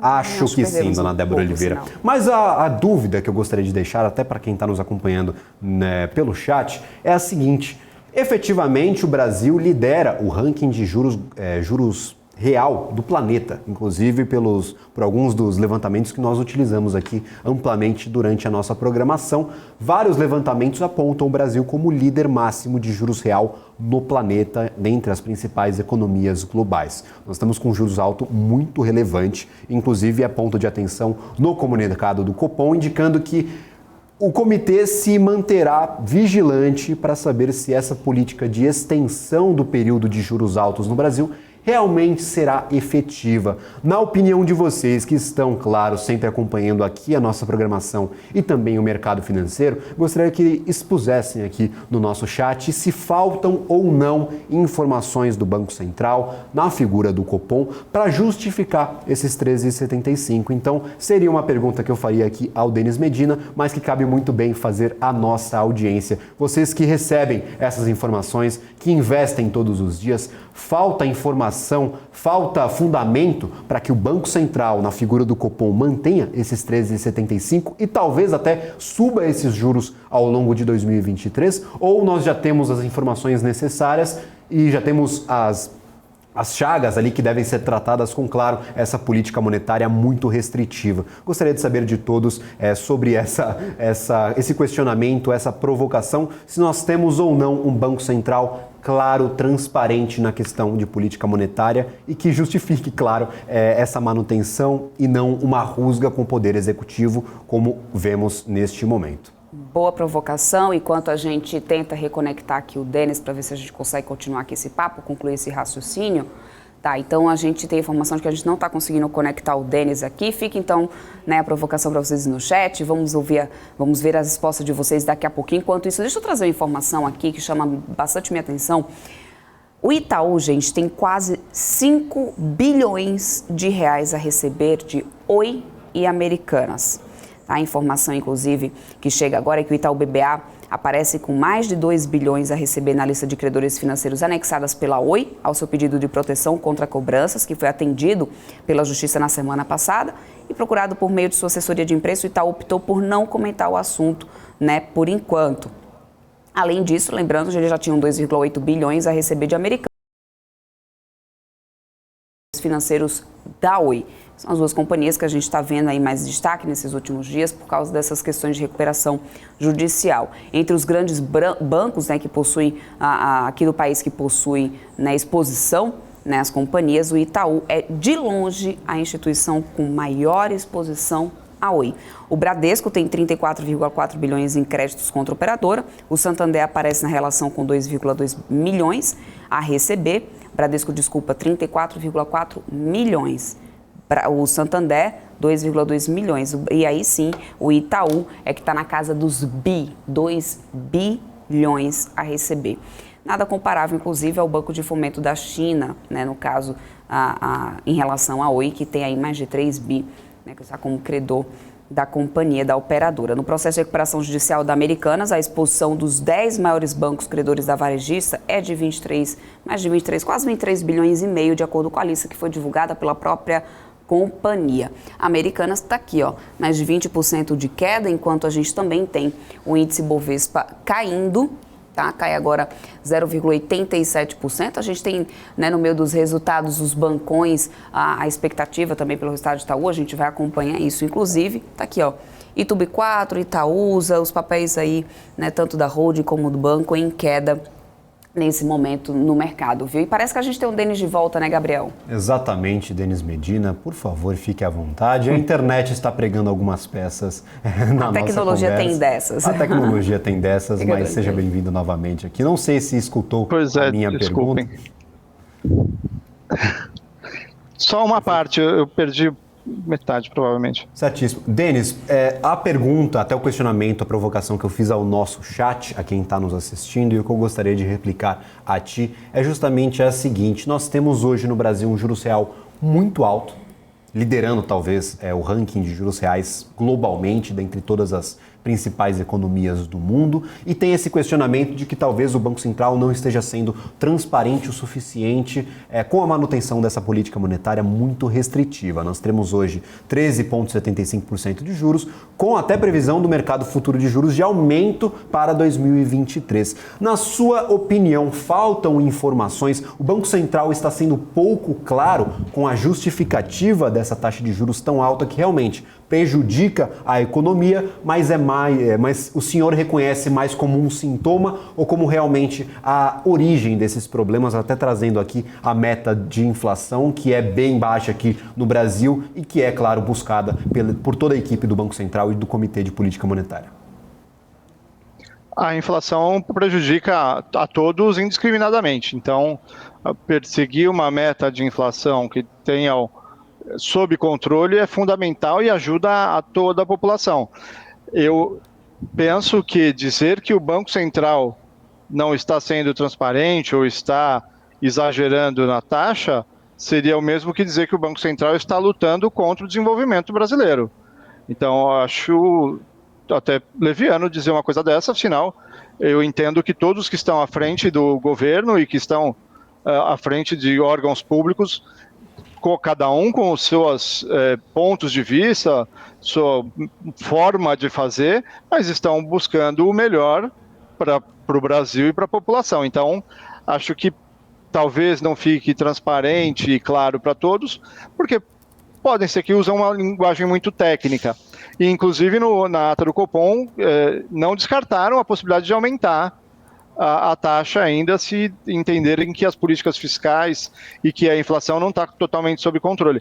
Então, realmente, é um órgão que talvez não seja bem compreendido, as suas políticas não são populares, mas o efeito é fundamental para manter o poder de compra da população, manter a inflação sob controle, e isso talvez desagrade quem quer fazer uma política mais populista. Não é ações de correção, né? O remédio às vezes não é doce, é amargo, mas precisa tomar. E se tomar regularmente na dose correta, o efeito vem, né? O paciente começa a passar bem. Realmente nossa taxa de juros real é muito alta em relação à inflação, mas também temos um prêmio de risco por conta das questões políticas e todas as outras do Brasil, né? Questões internas do nosso país que, de certa forma, não deixa o investidor internacional completamente seguro. Então, a gente pode olhar a variação do dólar recente. Estava, na semana passada, batendo lá no 5, chegou até a cair um pouquinho e já mudou completamente o cenário. Então, o cenário brasileiro não é um dos mais tranquilos, não é simples de se interpretar. Para que consiga uma estabilidade, efetivamente precisa manter um pouco mais alta a taxa, e essas medidas não são populares, acabam incomodando quem gostaria que fosse mil maravilhas, né? Não estamos nessas mil maravilhas, ainda a situação é difícil, o cenário internacional não é totalmente favorável, a gente está vendo hoje mesmo notícia lá da Alemanha, a produção industrial caiu muito mais do que esperado, então assim, ainda há um cenário de incertezas e o Banco Central precisa atuar para manter um cenário de previsibilidade melhor para o Brasil como um todo. Perfeito, quero muito agradecer, Denis, a tua participação aqui conosco, obrigada mesmo pelo seu tempo e a gente espera contar com você em outras oportunidades por aqui, até uma próxima. Obrigado, até a próxima. Até mais. Gabriel. E agora, né, Débora, do Diários a Bugalhos, falando um pouco mais especificamente sobre cases específicos e sobre o mercado financeiro, gostaria de trazer um segundo convidado aqui à nossa conversa, Bernardo Gutmann, Equity Research aí da XP Inc., especialista em análise de ações. Seja muito bem-vindo à nossa programação. Agradeço imensamente pela participação e também por dedicar alguns minutinhos a conversar conosco. Obrigado, boa tarde, obrigado vocês pelo convite. Boa tarde, Bernardo. Maravilha. Bernardo, inclusive, a gente tem aí o início da cobertura, que foi divulgado, inclusive, aqui na nossa programação, nos nossos noticiários, da XP, que começou a fazer a cobertura de Eletromídia, com a indicação aí de compra e preço-alvo em R$17.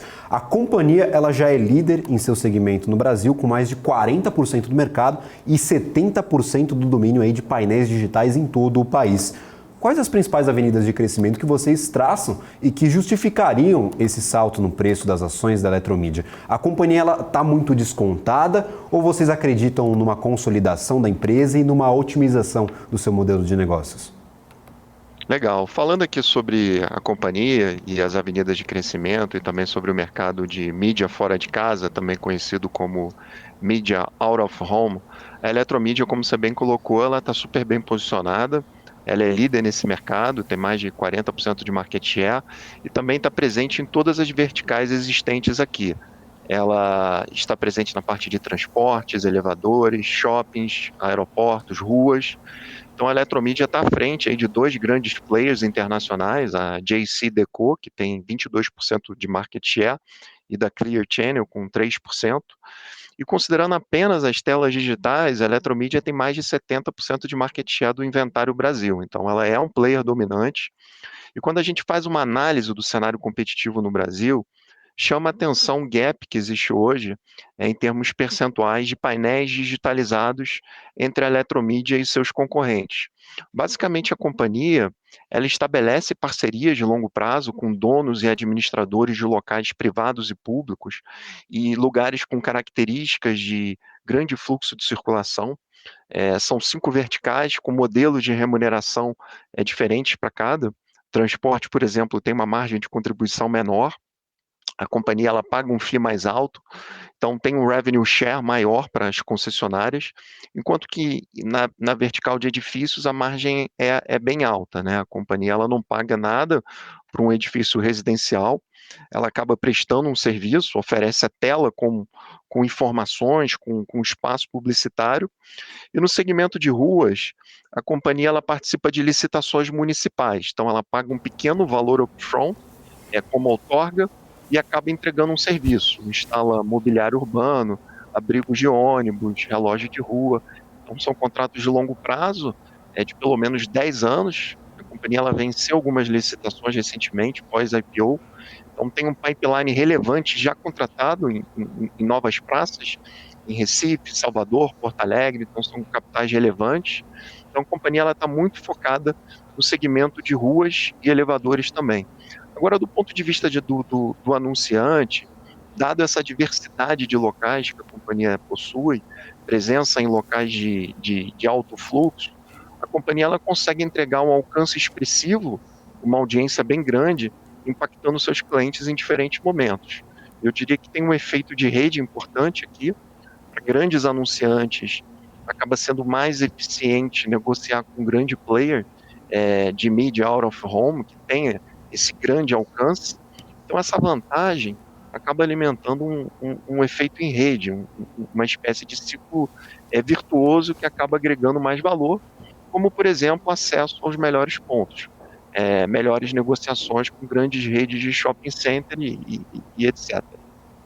Perfeito, aquela soma que 1 mais 1 não dá 2, dá 3, né? Às vezes essa expansão você acaba entregando mais valor ao seu cliente, que não deve procurar ali uma nova empresa para fazer uma divulgação out of home em outro estado ou outro município. Você acaba gerando mais valor e conseguindo gerar valor aí ao seu produto. E eu gostaria justamente de saber sobre o seguinte: nós temos hoje a presença da Eletromídia em 18 estados aproximadamente, se eu não me engano, dos últimos resultados, são 18 estados brasileiros em que ela está presente. Não está em todas as capitais E eu gostaria de saber justamente sobre isso, tem uma barreira de entrada para entrar nessas capitais? Qual que é a dificuldade da Eletromídia de adentrar esses mercados? É esperar por uma licitação? É fazer uma M&A com algum dos players que já estão posicionados nesses outros mercados que ela ainda não atinge? Vocês veem oportunidade ou algum desafio aí?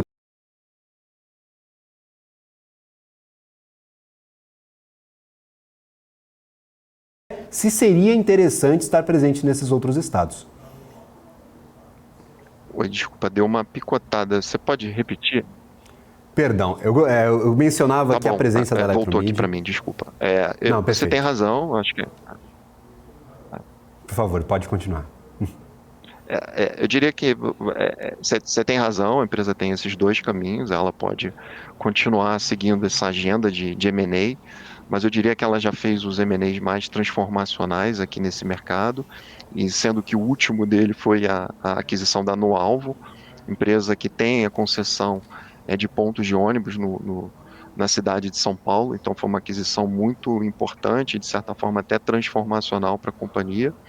E a companhia também segue esse outro caminho orgânico, que é exatamente nessa pegada de licitações municipais. Então, ela também ganhou esses contratos recentes nessas 3 capitais e continua perseguindo essa agenda dentro da vertical de ruas.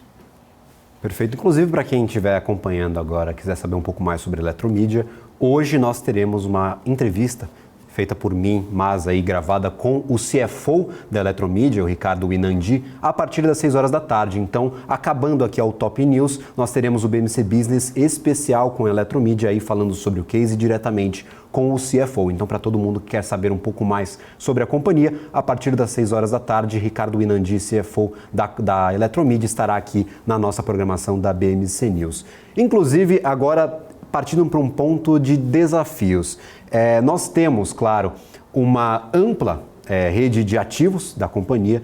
Pelo último resultado do terceiro trimestre, mais de 70 mil ativos, mas a gente está às vésperas aqui de outra divulgação. Pode ter mais, não sei como estão os dados atualizados. Então, mais de 70 mil painéis, desses 70% digitalizados e 30% ainda estáticos, como é mencionado pela companhia. Então, um portfólio muito amplo. No entanto, se nós agregarmos aí a ocupação desses painéis, dessas faces publicitárias, nós temos ao longo de todo o ano, por uma média, cerca de 30% ocupado com a publicidade, claro, com a penetração dessa publicidade out of home contratada pelos anunciantes. Você acredita que essa baixa ocupação dos ativos seja um problema para a companhia?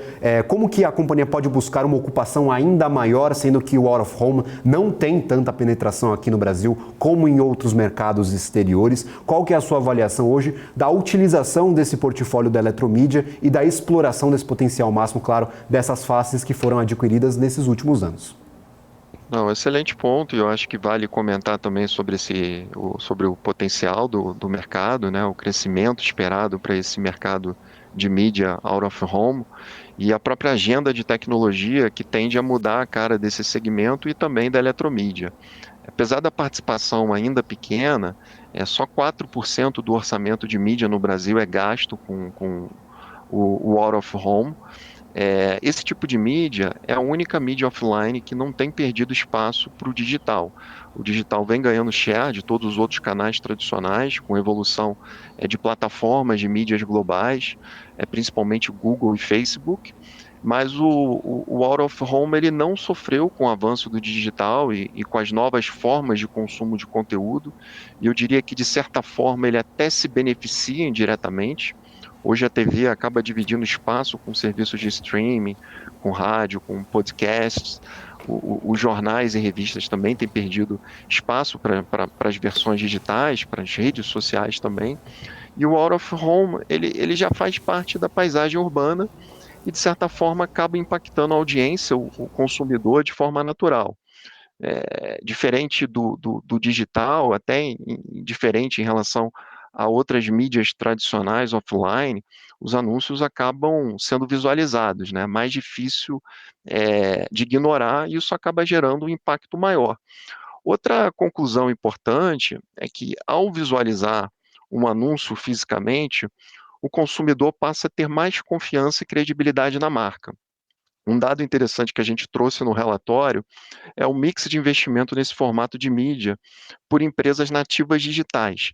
Apesar de representar só os 4% do orçamento de mídia global no Brasil, quando a gente olha apenas essas empresas digitais, elas chegam a investir quase 25% do seu orçamento em mídia no out of home. Então, Airbnb, Netflix, HBO, a gente incluiu aí outras companhias também no nosso relatório, outras pesquisas interessantes que corroboram com a tese de uma maior efetividade, né, quando você combina o out of home com o digital. Então, isso é extremamente importante para a eletromídia continuar ganhando mercado. Outro elemento importante na tese de crescimento do mercado para a companhia é a tecnologia. Tela digital é um elemento importante, ela é muito mais efetiva do que um painel estático, mas eu diria que a tela é uma ponta apenas. A tela digital ela permite você publicar uma campanha de maneira muito mais sofisticada, né? Você consegue trocar uma inserção de manhã, outra tarde, num dia específico da semana, você consegue falar sobre uma oferta específica, dando um exemplo simples aqui, você consegue falar sobre um sanduíche meia hora antes do almoço, né? Então, a tela permite que o anunciante tenha um formato de publicação mais interessante, então você consegue acessar uma venda programática. Então, a tecnologia, no fim do dia, é toda uma camada de inteligência que permite vender a audiência e não mais o ponto. Nesse sentido, a Eletromidia ela desenvolveu uma plataforma nova, chamada Eletromidia Ads, que acaba mudando a forma como a companhia se relaciona com seus clientes e também com o mercado publicitário. Então, hoje, os anunciantes da Eletromidia são grandes empresas, então, grandes conglomerados com grandes verbas publicitárias. Assim, a gente não enxerga nenhuma grande concentração nesse mix de clientes, mas a verdade é que os anunciantes são players relevantes em seus setores. Então, a gente está falando de grandes companhias de telecomunicações, grandes bancos, uma empresa como Nestlé, uma Amazon, McDonald's, e isso tende a mudar. Na verdade, não mudar, mas a companhia ela tende a acessar um novo público agora. Quando a gente olha essas plataformas digitais, um Facebook, um Yahoo, Google, esses grandes players acabam acessando o long tail, né? Mais de 80% da receita de mídia desses grandes players vem de players pequenos, que muitas vezes faturam menos de $10 mil ano, e esse é um público que a eletromídia não alcança hoje. Agora, isso tende a mudar, né, no momento que a empresa vai começar a acessar essas pequenas e médias empresas.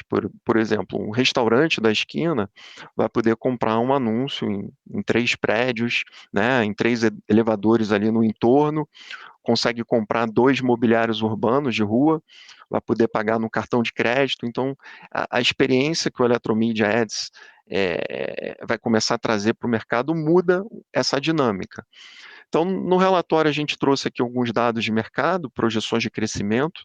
Tem um estudo da PwC que projeta um crescimento superior a 14% para esse mercado de mídia out of home, mas o crescimento tende a ser ainda maior para uma empresa com um nível de digitalização que a eletromídia tem. Então, esse patamar pode chegar a quase 20%.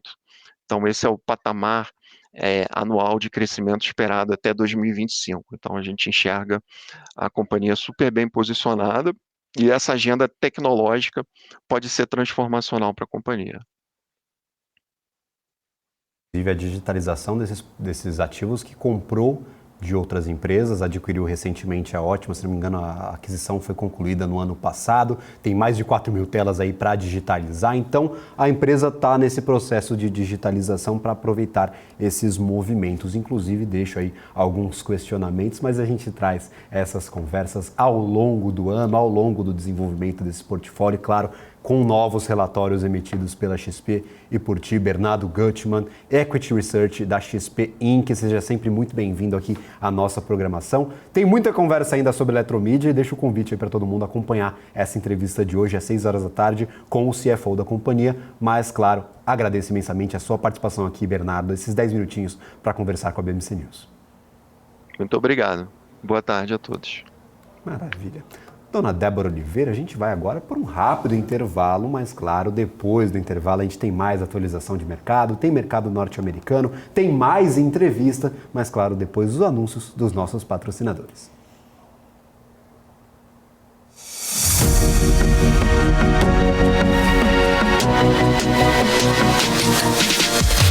BMC News, informação que gera valor. Você está cansado da mesmice? Negociando em plataformas com ferramentas desatualizadas? Falta variedade e funcionalidade? Aproveite nossa grande seleção de ferramentas de trade. Baixas taxas de negociação, suporte em português 24 horas por dia, com mais de 200 criptomoedas disponíveis para trade e a facilidade de depósitos com Pix. Aproveite o futuro agora. Bybit. Abra sua conta hoje mesmo. Bybit.com.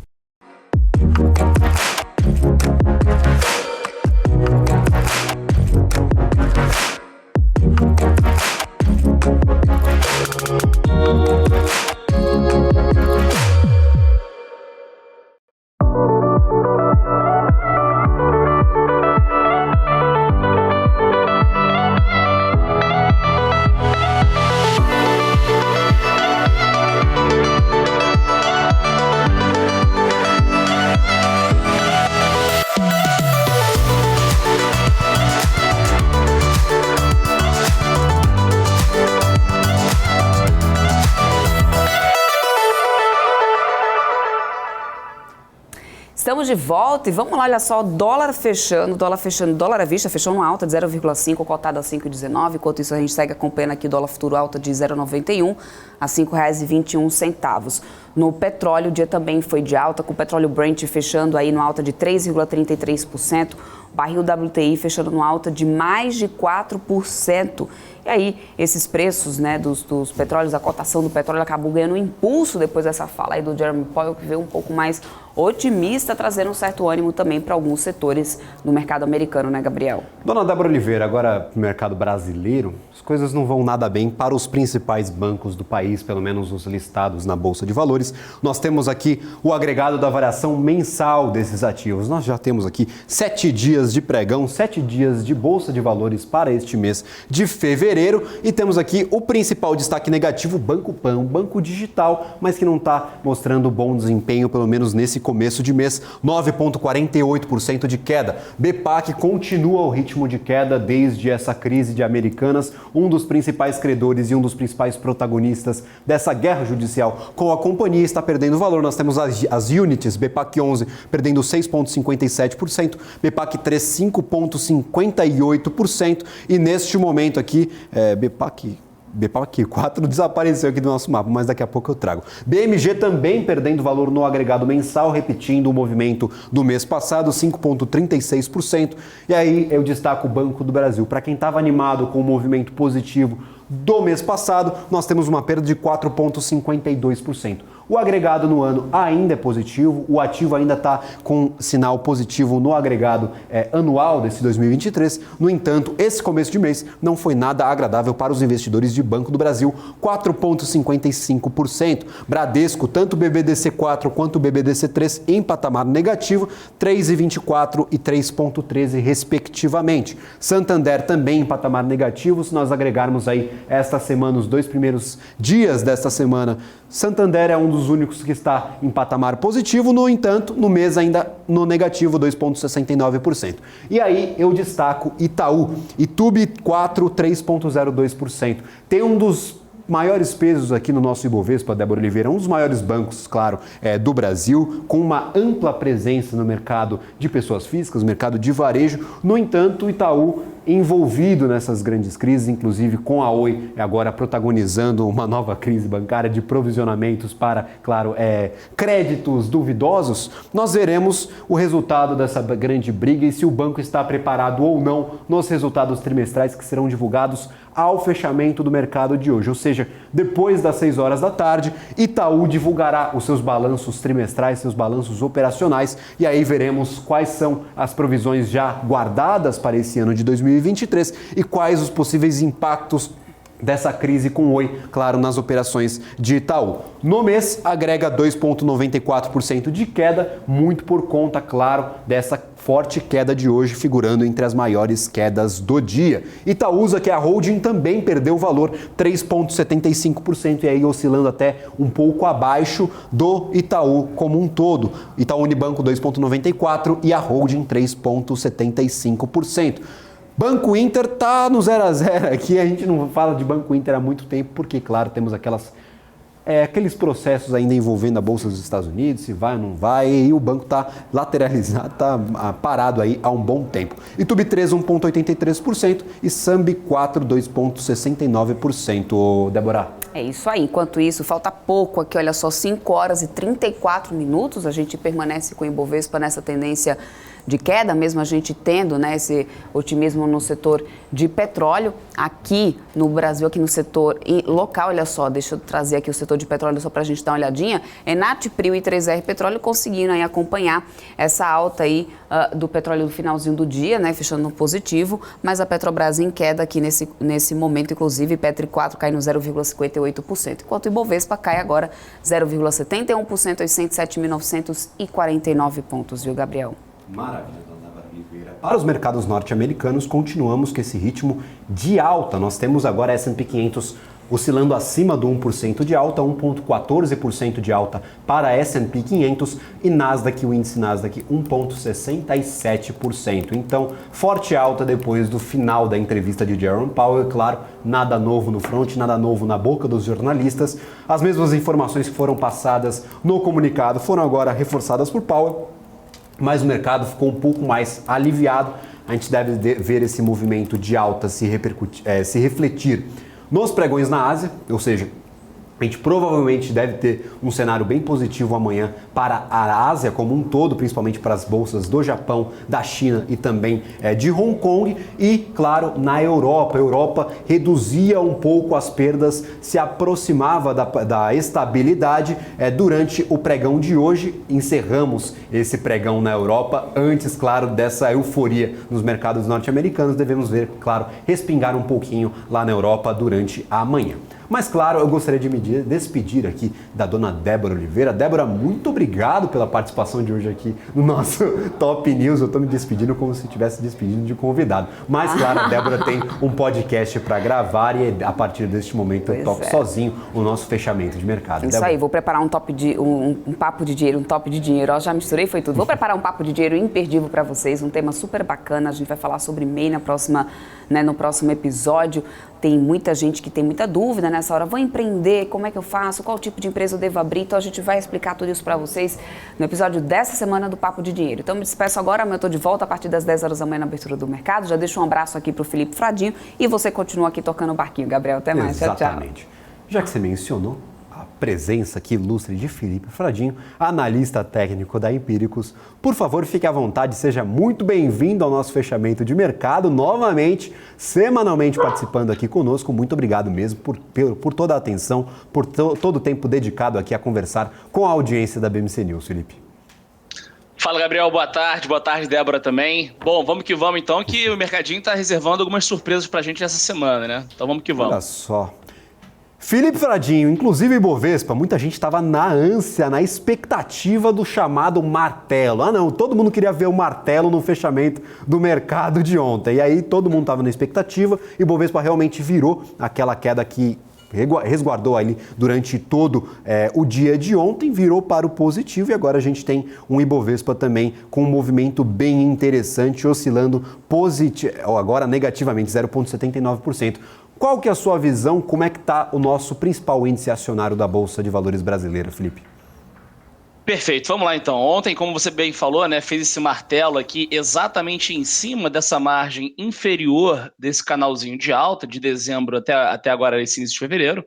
Né, ponto crítico, inclusive, né, um ponto de teste para ver se de fato, né, rompe esse suporte dessa LTA, linha de tendência de alta, ou se de fato ele vai segurar aqui e voltar a seguir a tendência anterior. Né?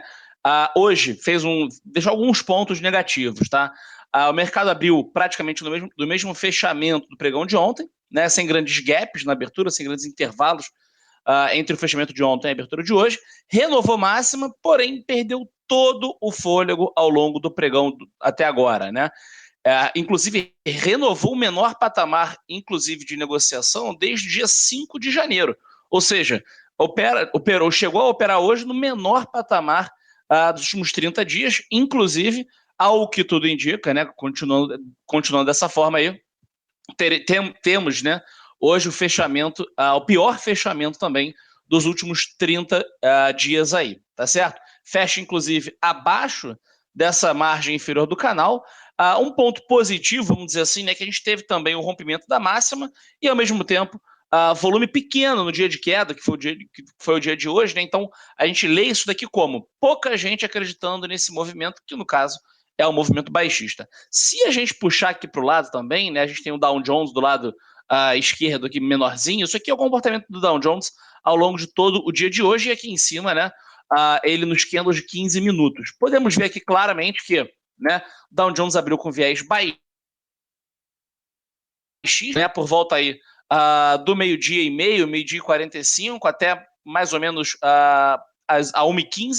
Depois desabou, inclusive veio renovar a mínima, tá certo? Aqui nos 33.635, e agora volta para testar as máximas do dia aí, tá certo? Então, por isso que eu falei que a semana guardava para a gente um movimento aí, é uma grande montanha-russa, e de uma vez, quando a gente destrincha ele também, no gráfico de 15 minutos, a gente pode ver que de ontem até hoje a gente viu um movimento também bem indefinido, né? Fundo, topo mais ou menos na mesma região do topo anterior, e esse fundo de hoje aqui também mais ou menos no fundo anterior. Podemos ver aqui, inclusive, né, uma certa congestão, uma certa indefinição do mercado sobre para que lado que ele vai seguir. Né? Então, com essa congestão aí, mostra a dúvida, inclusive, se respeita ou não esse canal de alta. Maravilha, Felipe. Inclusive, eu gostaria de destacar aí o céu inferno que vivemos nesses últimos dias. Estávamos nos 114 mil pontos e agora abaixo do fechamento do ano passado, que foi ali por volta dos 109 mil pontos. Então, o Ibovespa, com as Ibovespices, com a brasilidade que lhe convém, com esse mercado ainda muito instável por conta, claro, de grandes questões internacionais. A gente ainda não sabe para onde vai a economia, então não tem muito movimento definido, como você bem mencionava. E agora, para o dólar, eu gostaria de trazer algumas informações. Nós estamos vendo aqui um movimento interessante para o dólar, ganhando valor durante todo o pregão de hoje e ganhando valor nos últimos dias. Durante todo esse mês de fevereiro, a gente teve o dólar galgando algumas posições e agora em R$ 5,21, inclusive alta de 0,98%. Eu não vou ter aqui a minha grade aqui, o meu ranking de moedas, a tecnologia não vai me permitir aqui fazer essa exploração, mas ganhando valor, inclusive, acima do euro e acima do ien japonês. Felipe, qual que é a sua visão para a moeda norte-americana? A gente já tem um movimento bem definido, vai recuperar aquele valor que perdeu ao longo de janeiro deste ano? Como é que está a sua visão, claro, para uma das principais, se não a principal moeda do mundo? Então, vamos lá. Eu tinha até já aqui traçado, né, essa região de suporte, isso foi no mês de abril do ano passado, né, uma região de negociação que sempre que o dólar bateu, sempre, vamos contabilizando os últimos 12 meses, né, sempre que bateu lá, segurou como suporte e voltou a subir. A região dos 4,96, 4,97, por aí, tá? Inclusive, né, não à toa, né, foi testada no início desse mês, no segundo pregão do mês, no dia 2 de fevereiro, que fez mínima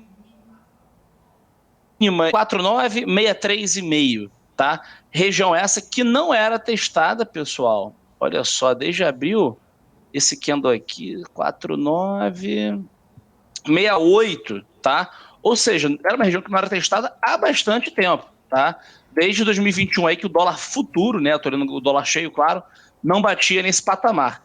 Agora, então, recuperou, né, nos piores momentos nos últimos 2 anos, tá certo? E volta para cima das médias, coisa que não fazia há bastante tempo também, né? Desde o iníciozinho do ano que o dólar não fechava acima da média de 21 períodos, inclusive no dia 4 de janeiro, né? O terceiro pregão do ano foi o último pregão, né, que a gente tinha um fechamento acima da média, né?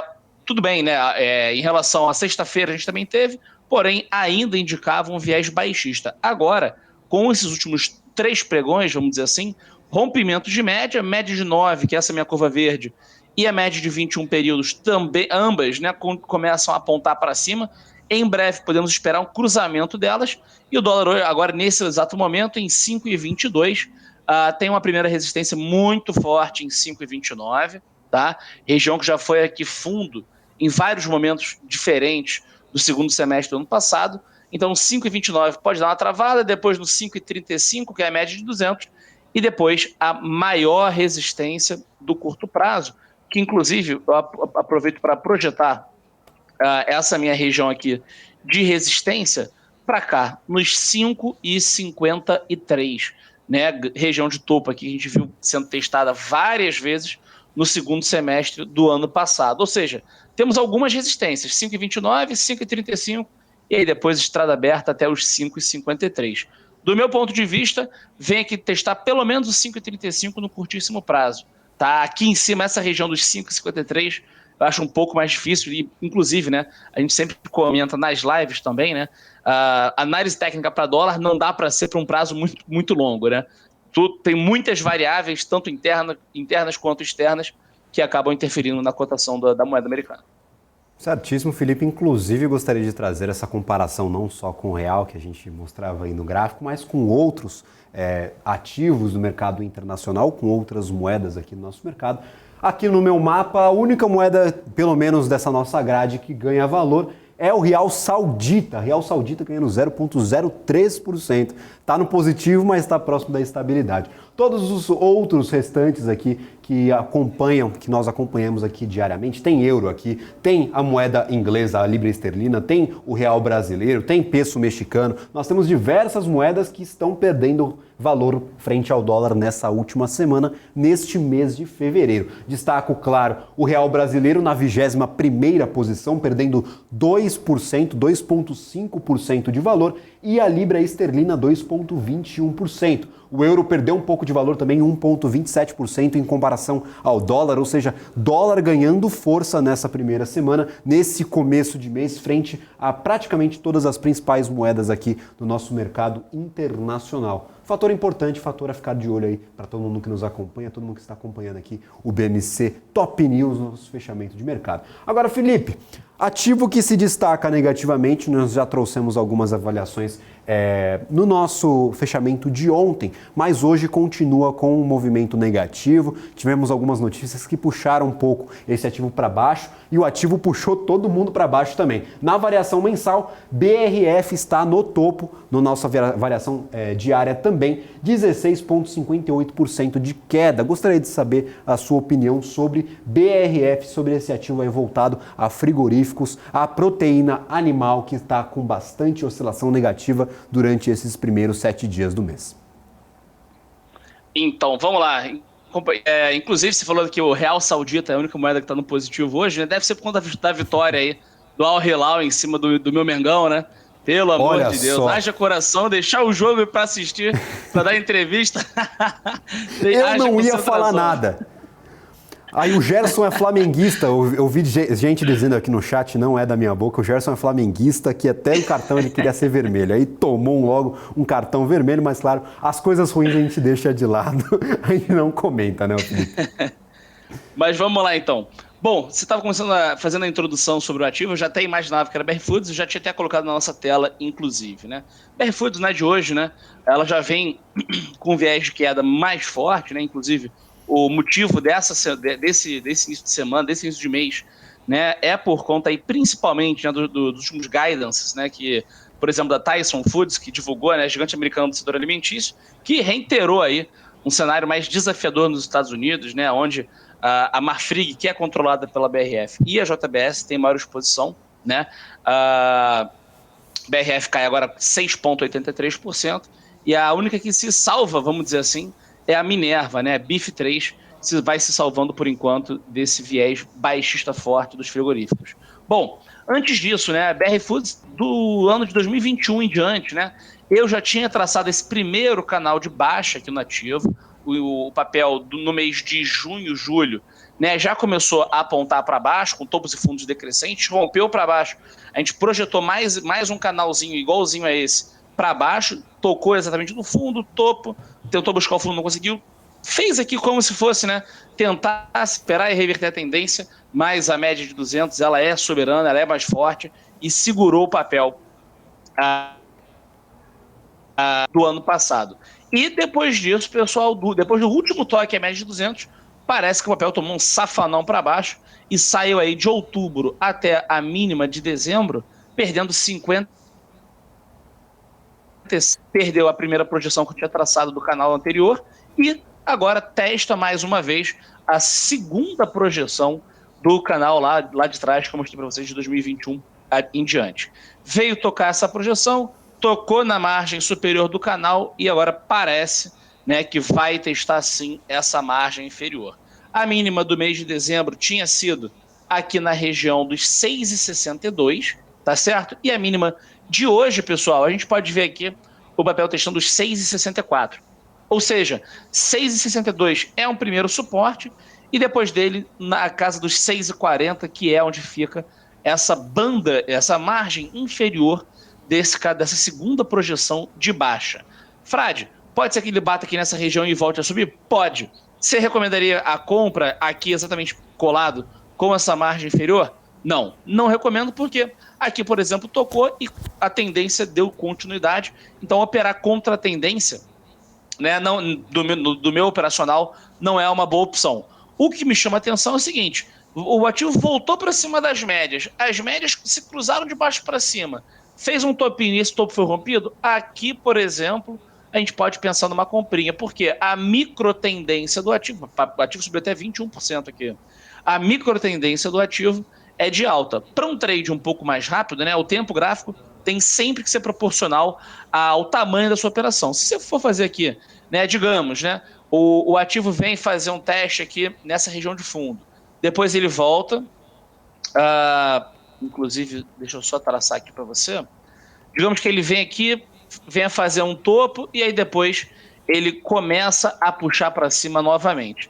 Puxando para cima novamente, né, com as médias começando a dar alguns sinais aí de cruzamento de baixo para cima, começando a apontar para cima, como a gente viu aqui no finalzinho de dezembro, aqui no rompimento de um primeiro topo, caso seja formado um topo aí, né, dá para pensar assim numa operaçãozinha um pouco mais curta também, né, pelo menos até a região central do canal e um alvo final aqui na margem desse canalzinho de baixo. Porém, né, sempre lembrando, né, de operar com stop e fazendo um trade aproveitando essa micro tendência de alta. Se for um trade de longo prazo, a tendência é de baixa, sem sombra de dúvida. Então, para quem está perguntando se era uma oportunidade de compra, aqui está respondida a pergunta. Cuidado aí com longo prazo nesses ativos, porque a tendência, como você mencionava, de 200 períodos, é avassaladora, é fortíssima, né, ô Felipe? Perfeitamente. Maravilha. Trazendo aqui esse mapa, você mencionava essa posição do setor de frigoríficos no dia de hoje. Realmente, BIF3 é quem está segurando as pontas aqui, até em patamar positivo, 1,41%. Deve estar, claro, recebendo aqui os investidores que saem desses ativos como BRF, como Marfrig e como JBS. Vindo aqui para a BIF3, para a Minerva, que tem uma exposição mais, claro, à América do Sul, alguns vieses positivos, claro, para a reabertura da China, enquanto BRF, Marfrig e JBS podem ter as suas margens comprimidas, segundo, claro, a maioria dos analistas do mercado, por conta das operações nos Estados Unidos. Então esse é o cenário que nós temos, BRF, Marfrig e JBS em patamar negativo no dia de hoje, BIF3 Minerva ganhando 1,34%. Se nós viermos aqui também para o nosso Ibovespa, também em patamar positivo, Embraer 3,22%. É um ativo que nós não comentamos com tanta intensidade. Embraer está sempre ali com seus contratos muito de longo prazo, bem esporadicamente aparece um contrato novo e movimenta o ativo, mas eu gostaria de saber da sua opinião também, como que a gente pode olhar para essa companhia mais voltada ao setor industrial aqui brasileiro. Bom, vamos lá. Eu gosto tanto do papel que, inclusive, pelo timing que o papel se encontra, que eu coloquei ele na carteira semanal, né? Maior alta do Ibovespa, né? Está na nossa carteira. Inclusive 3,16 de alta agora, carteira que cai apenas 0,18 em relação ao Ibovespa, que cai 0,74. Bom, tendência de alta aqui em Embraer, gosto muito do papel exatamente por esse fator aí, essa falta de correlação com essa correlação negativa com o Ibovespa, né? Grande exportadora, então por isso tem suas receitas em dólar e acaba subindo quando o dólar se valoriza. E majoritariamente quando o dólar se valoriza, a nossa bolsa cai. Então o papel tem um caráter de proteção de carteira em relação a possíveis quedas do Ibovespa bem interessante.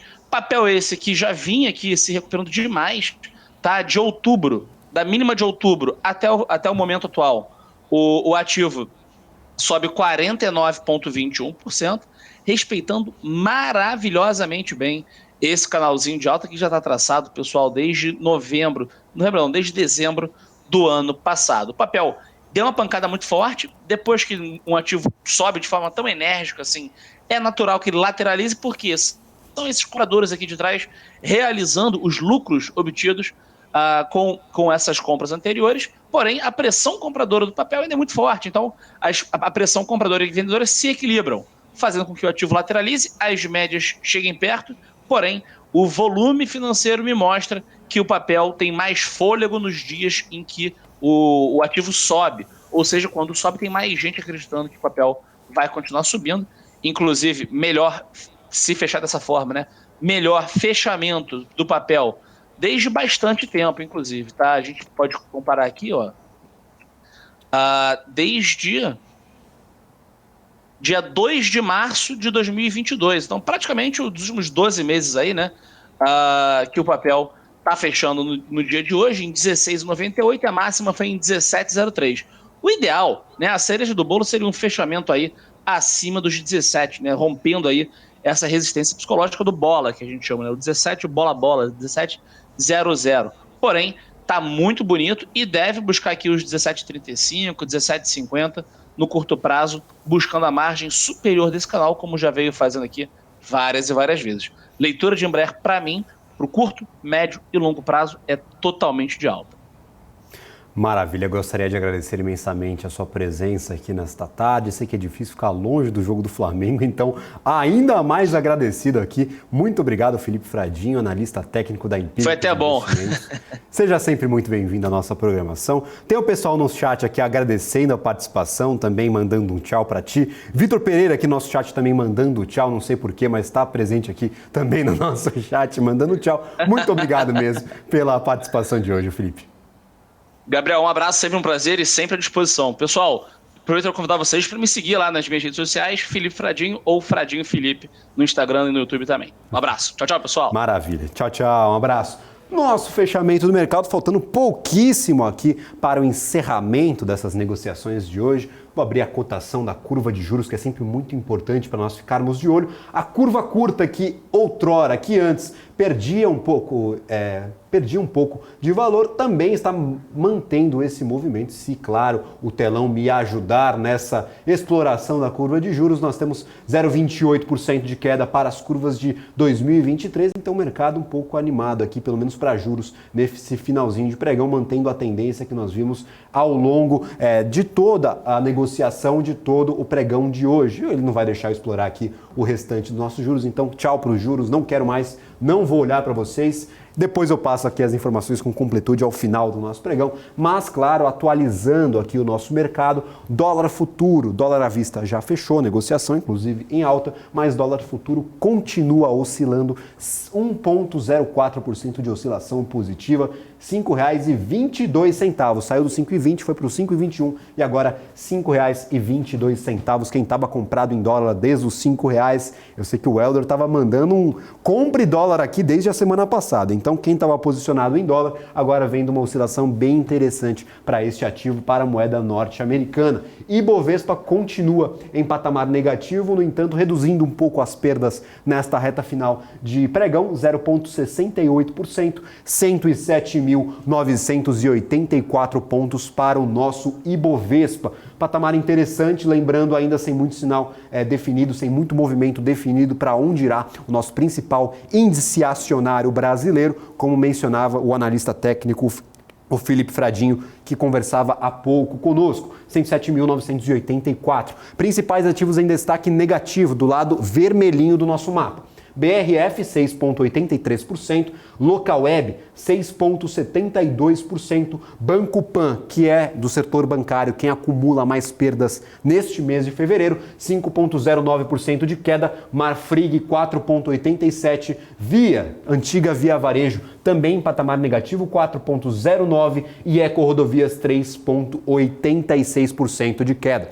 Do nosso lado positivo, temos Embraer, como mencionávamos na análise anterior, 3,22% maior alta do dia de hoje. Nós temos aqui Gerdau Metalúrgica também oscilando positivamente. BIF3 Minerva em contrassenso com o restante do segmento, com o restante do setor de frigoríficos. Minerva ganhando valor hoje, 1,71%. Gerdau também em patamar positivo, 1,62%. E Apvida novamente entre as maiores altas do dia, 1,52%. Vamos para o volume. Quem que está fazendo preço nesse nosso Ibovespa? Temos Petrobras em patamar negativo, inclusive anunciou a queda no valor negociado para o diesel no dia de hoje. Então, aquela defasagem que a Bicom vinha trazendo nos últimos dias de 17%, 18% do preço do diesel em comparação com o mercado internacional deve ser arrefecida com essa diminuição no preço negociado para as refinarias. 0,62% de queda para a Petrobras, uma das ações que tem mais peso no nosso índice. Itaú também em patamar negativo, 2,43%.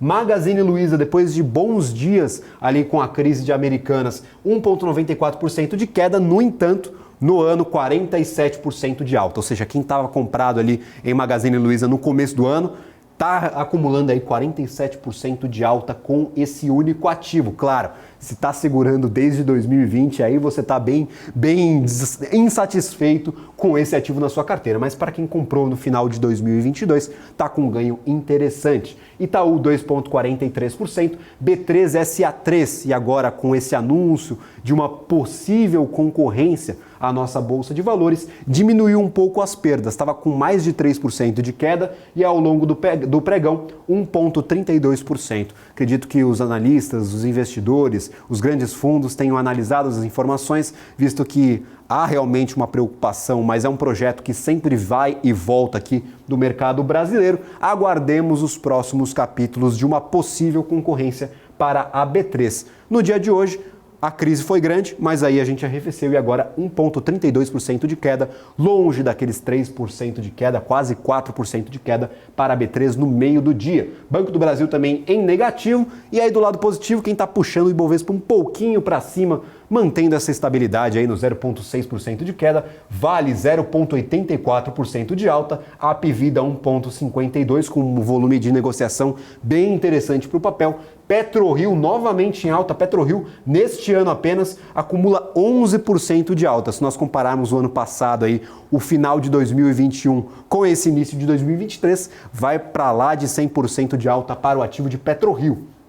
Rumo também patamar positivo, nós temos 1,20% de alta para Rumo, VEG também do setor industrial 0,37% e BTG Pactual vendo aí as suas ações ganharem um pouquinho de valor depois dessa grande crise com Americanas. Para o mercado de criptoativos, se nós viermos aqui, tá tudo verdinho, todo mundo no ritmo de alta lá da Nasdaq, lá do S&P 500 e lá do Dow Jones. Nós temos aqui o Bitcoin ganhando um pouquinho de valor, ganha interessante para o BTC, 1,98% de alta, e o Ethereum ganha 1,20%. Trazer o Bitcoin aqui, que é o que mais interessa ao mercado, nós temos...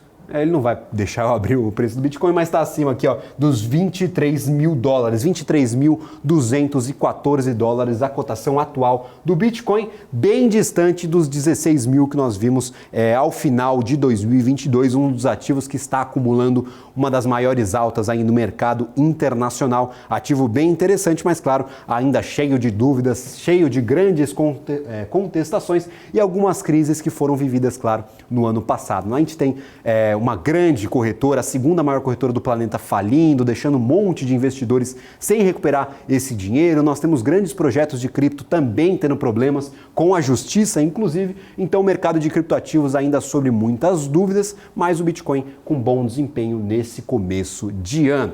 Esse foi o Top News, a gente vai ficando por aqui. Depois do intervalo, você tem, claro, BMC Business comigo e também com a Eletromídia. Para você que quer conhecer um pouco mais sobre o case de Eletromídia, quais são os seus ativos, qual o seu modelo de negócios, acompanhe a partir de agora o BMC Business. A gente vai conversar com o CFO Ricardo Winandi, CFO da companhia, diretor financeiro. É uma conversa bem legal comigo, com o Ricardo e também com o Marco Saravalli, estrategista-chefe lá da Sara Invest. Então, a partir deste momento, depois do intervalo, BMC Business na área. Tchau, tchau.